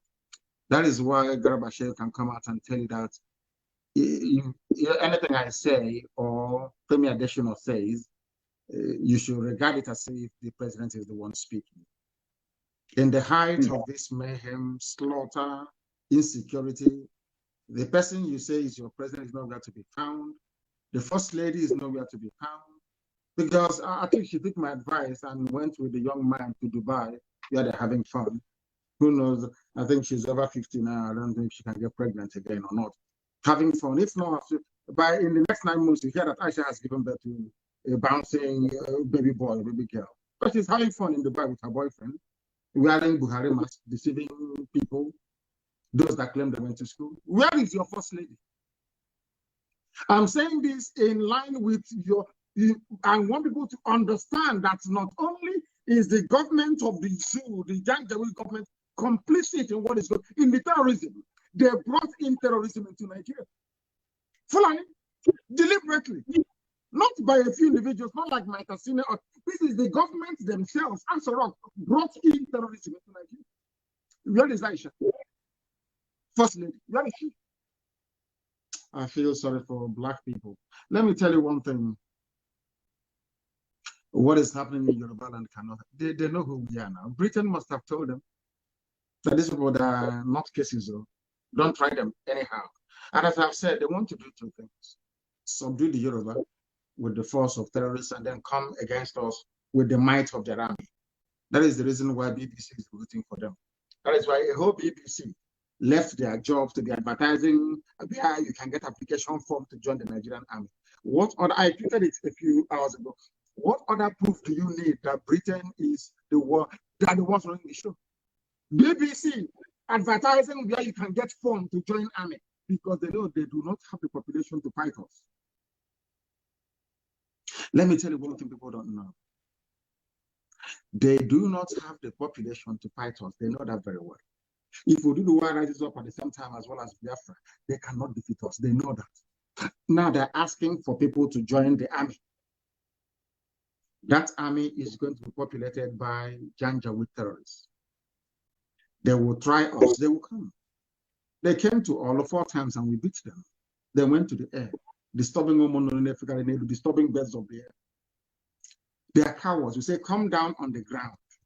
You know where we are in the forest. Come and look for us.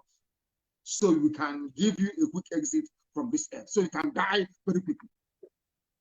How did this then? The townships killing people. What is happening in Yoruba land cannot happen in the East. It cannot happen. Britain killed us with one thing: air, land, and sea blockade. Now we manufacture what we use. So how can you defeat us?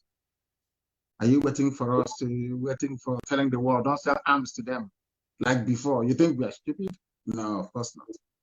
What we use, we manufacture. If you want to know how effective it is, ask the zoo army, they will tell you. So they understand. Very soon, we will switch into a suicide mode. We have not come to that yet, but they keep pushing us. Very soon. I told them before, for one suicide bomber you have in Boko Haram, I will give you 10 in Biafra land when the time comes if you provoke us. We are getting there very soon. And what I'm saying, I say it openly. Openly, so that the world can hear. Because we have written to them. We have complained to them. We have petitioned them. Everybody, are you telling me the world doesn't know that Fulani brought in terrorism?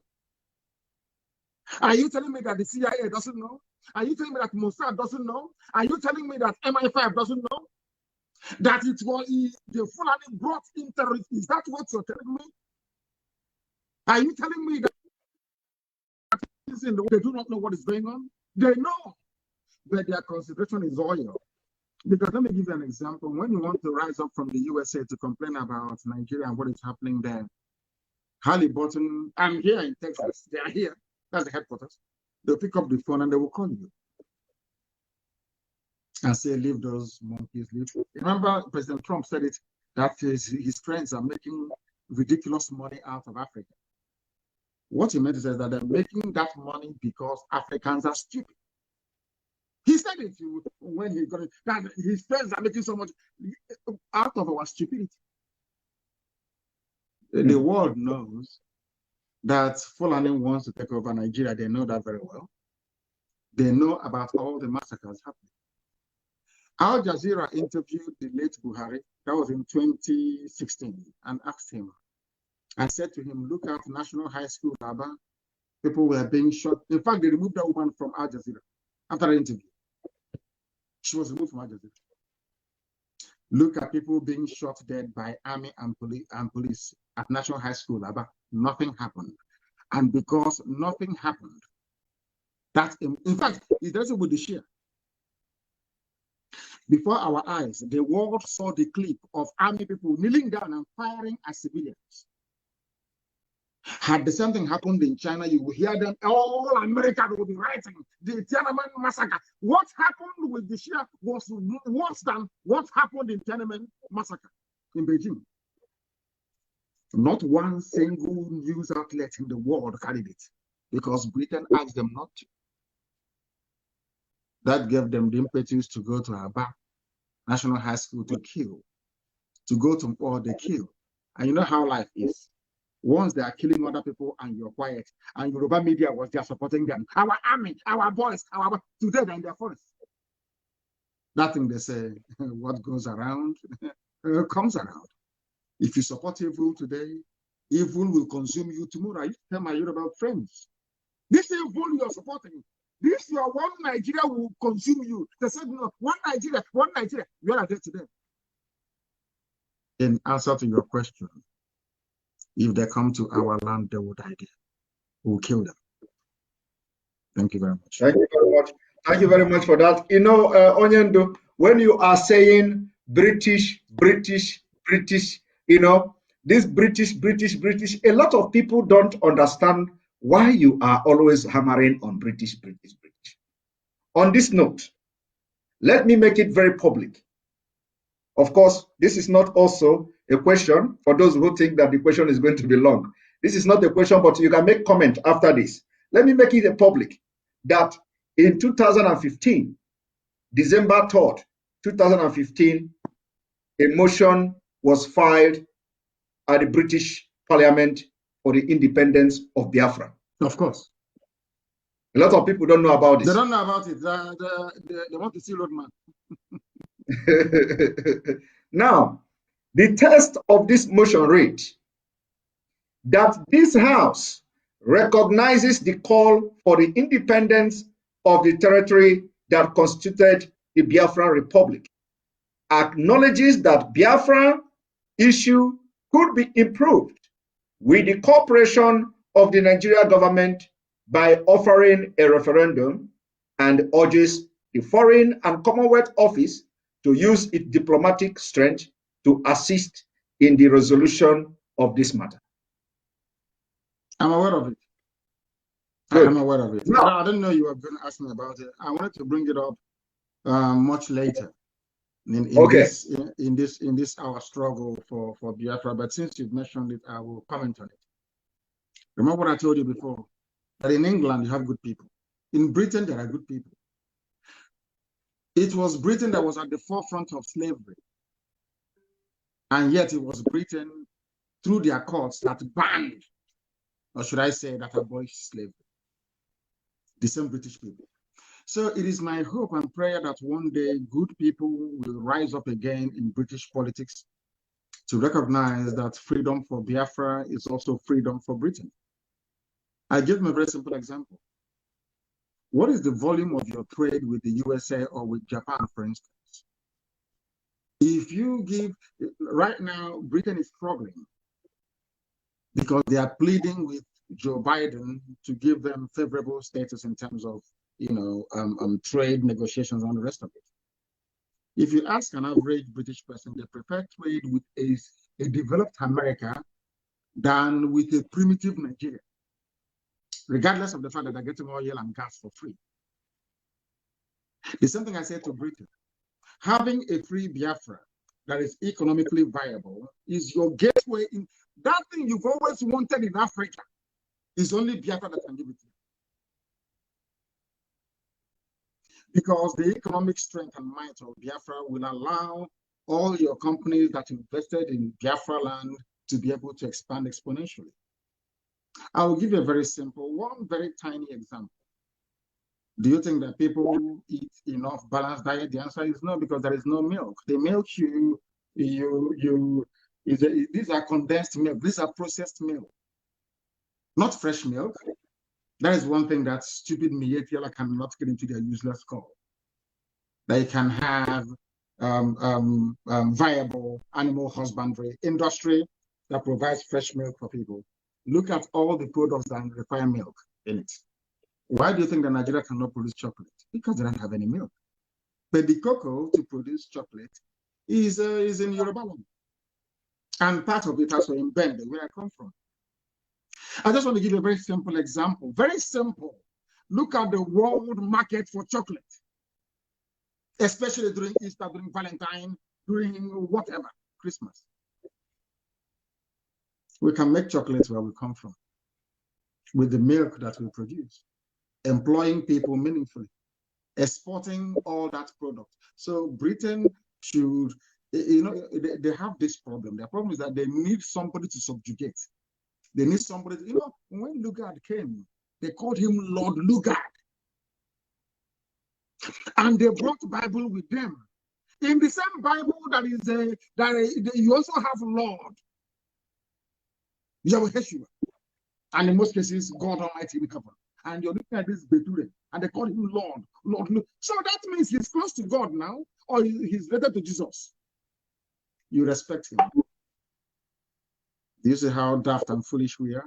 They don't know that when you call somebody a Lord, there is temporal and there is spiritual. God is spiritual Lord. Those in the house of laws, they are temporal. But you know, you have to go to school to understand all these things. And it's not our fault that we're educated. That is the way where we are. It's not arrogance, it's education, sound education. Thank you very much. Thank you very much. And that reminds me, when some people call Lord Nnamdi Kanu, Mazi Nnamdi Kanu, a lot of people get upset. But they go to England, if you ask them who created that, they say Lord Lugard, very proudly. They won't say friends, they say Lord Lugard. Because that Lord is a white man. Nnamdi Kanu is a black man. How can I call a fellow animal from Africa Lord when there are white people there? Sorry about this. Yes. So black people. Yes. Now, when you look at from what you have just said now, you explained something very, very important. And that reminds me, when you look at what is going on globally, you find out that people of the southern Nigeria, and then we bring it down to Biafra people, like Ngozi Okonjo-Iweala today, you see that she's being celebrated and we manufacture ourselves in Biafra land. And those people, some of them didn't go to school. In Biafra land, economists are born. Engineers are born. From your mother's womb, you're an engineer because we're a blessed race. From your mother's womb, you can perform miracles and wonders.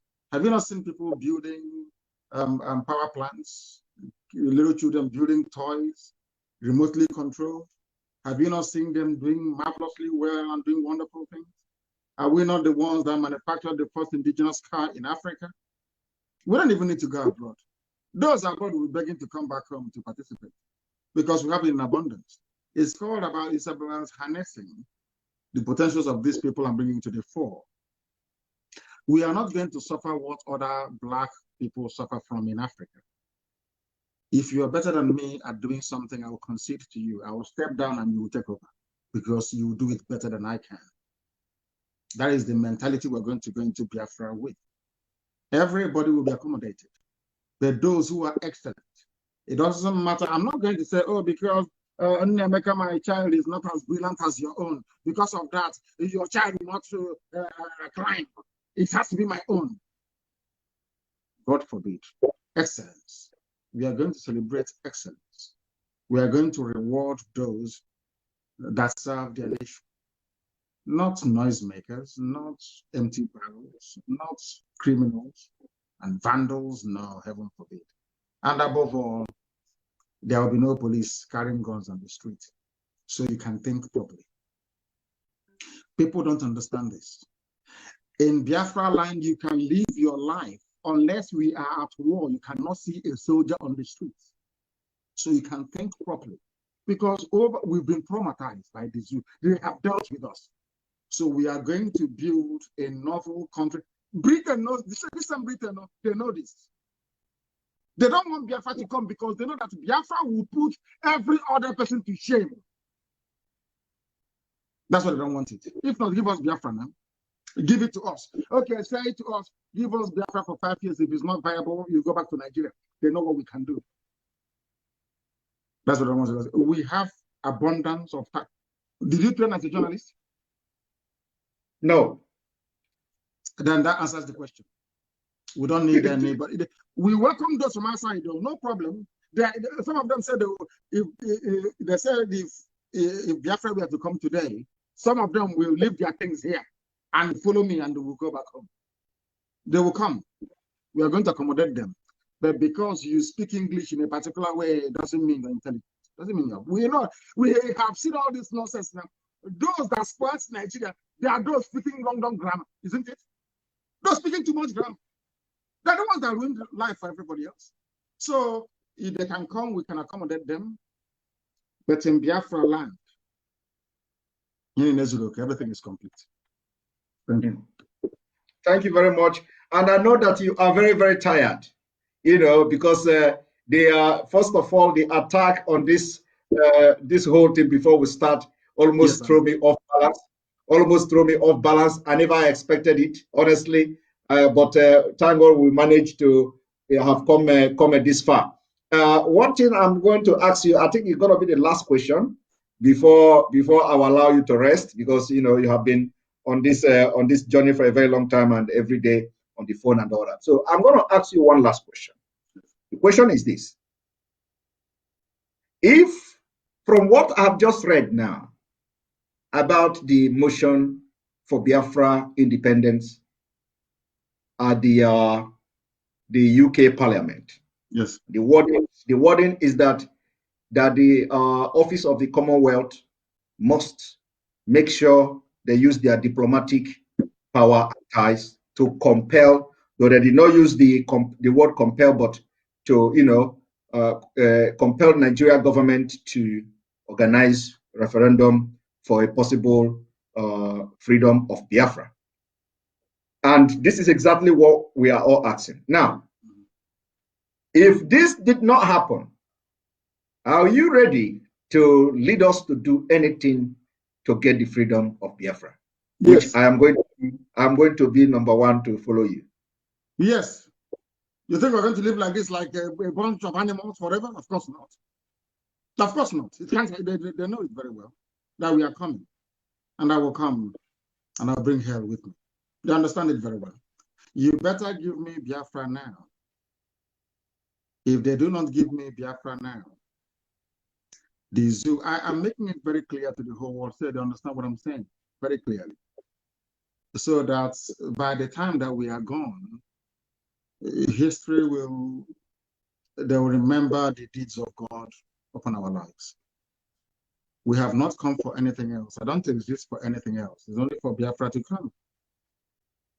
If you're not going to give me that Biafra, I will destroy everything I see on my path. I'm being honest with you. There is no other outcome. Forget about all those speaking grammar and that's rubbish. Give us a referendum, as those British MPs tried to do, in keeping with the fact that in England you have people that have soul and conscience. If you have a referendum today and people say foolishly vote to remain in one Nigeria, I will give up. But that's where we're going to, and nothing. You know where we are now. Do you think we are going to drop our guns now? Is that what you think? Are we going to drop it now? No. No way. You must negotiate. And that is going to be a referendum. They understand it. Or else we give them hell. And they know it. If Boko Haram, a bunch of idiots that didn't go to school, can give you a tough time, imagine people who are educated and all over the world. But as you know, with Pharaoh, their ears will be blocked. They'll be doing their janja with some. They will think, oh, we have a Hanese, we have George Obianzo, we have the likes of Hope, we shall prevail. But you'll hear their stories soon as well. We're not going back. We have come to die for what we believe. Thank you very much for having me, Simon. And continue your good work. And don't allow Satan to get into you. Don't. Never, never. Thank you very much, Ohamadike. DK Anakbogunanya. Greetings from people from Canada. Greetings from people from Australia. Greetings from people from almost all European countries. As I am talking with you, you will notice that my face has been on the, I'm reading these people are sending messages. Yes. Everybody from different parts of the world telling me to greet you. Particularly people from Canada are asking, when are you coming to Canada? Let them find a cure for COVID and I'll be there. COVID is everywhere. Okay, they're listening to you. They're listening to you. Thank you very much, our leader. And for those of us who are, in the media, we are promising that we are not going to fail the Biafra people. we will work tirelessly until Biafra comes.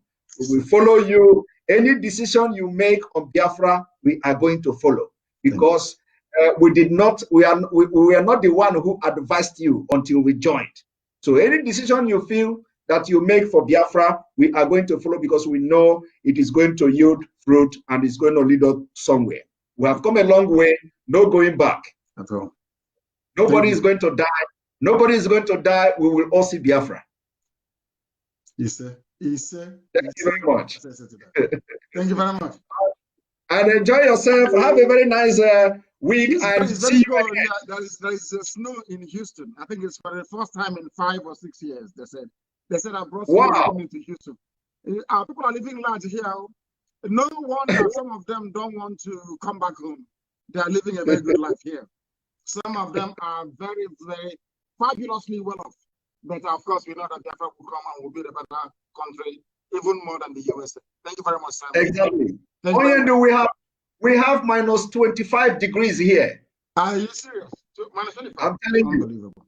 Yes, minus 25. I think the temperature here is minus. I was minus 10 earlier today. Now it's just 0. Only 0. Come on, 0.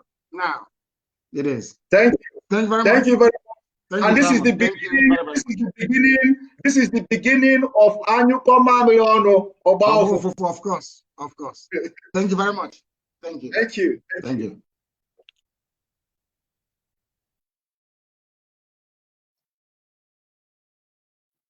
All right. Thank you all for being part of this program. As you can see, we were under very heavy attack. As I'm talking to you now, I cannot even play any video on this my wonderful gadget that has actually turned to Buhari system. So thank you all for being part of this program. We're going to go now, but by tomorrow we are going to start our normal broadcast, where we may be touching some of the issues we discussed today, and I'm going to be bringing all the evidences that some of the things we have talked. I'm going to bring them to you to see, because now I cannot I cannot even show anything on the screen. Everything is frozen. Everything is frozen. Everything is completely frozen. So tomorrow I'm going to bring the evidences, and we are going to talk more on this. This is the beginning. Remember, we are going to our destination, which is Biafra. No going back. The game has just begun. God bless Biafra. May God bless Oduduwa. May God bless the Middle Belt. May God bless REY if they are going to accept my prayer. May God bless IPOB worldwide.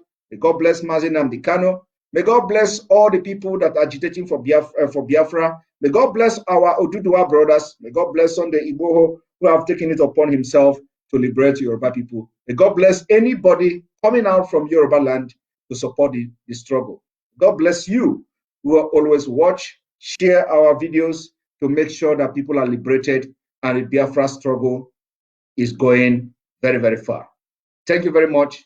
May God bless you. Good night.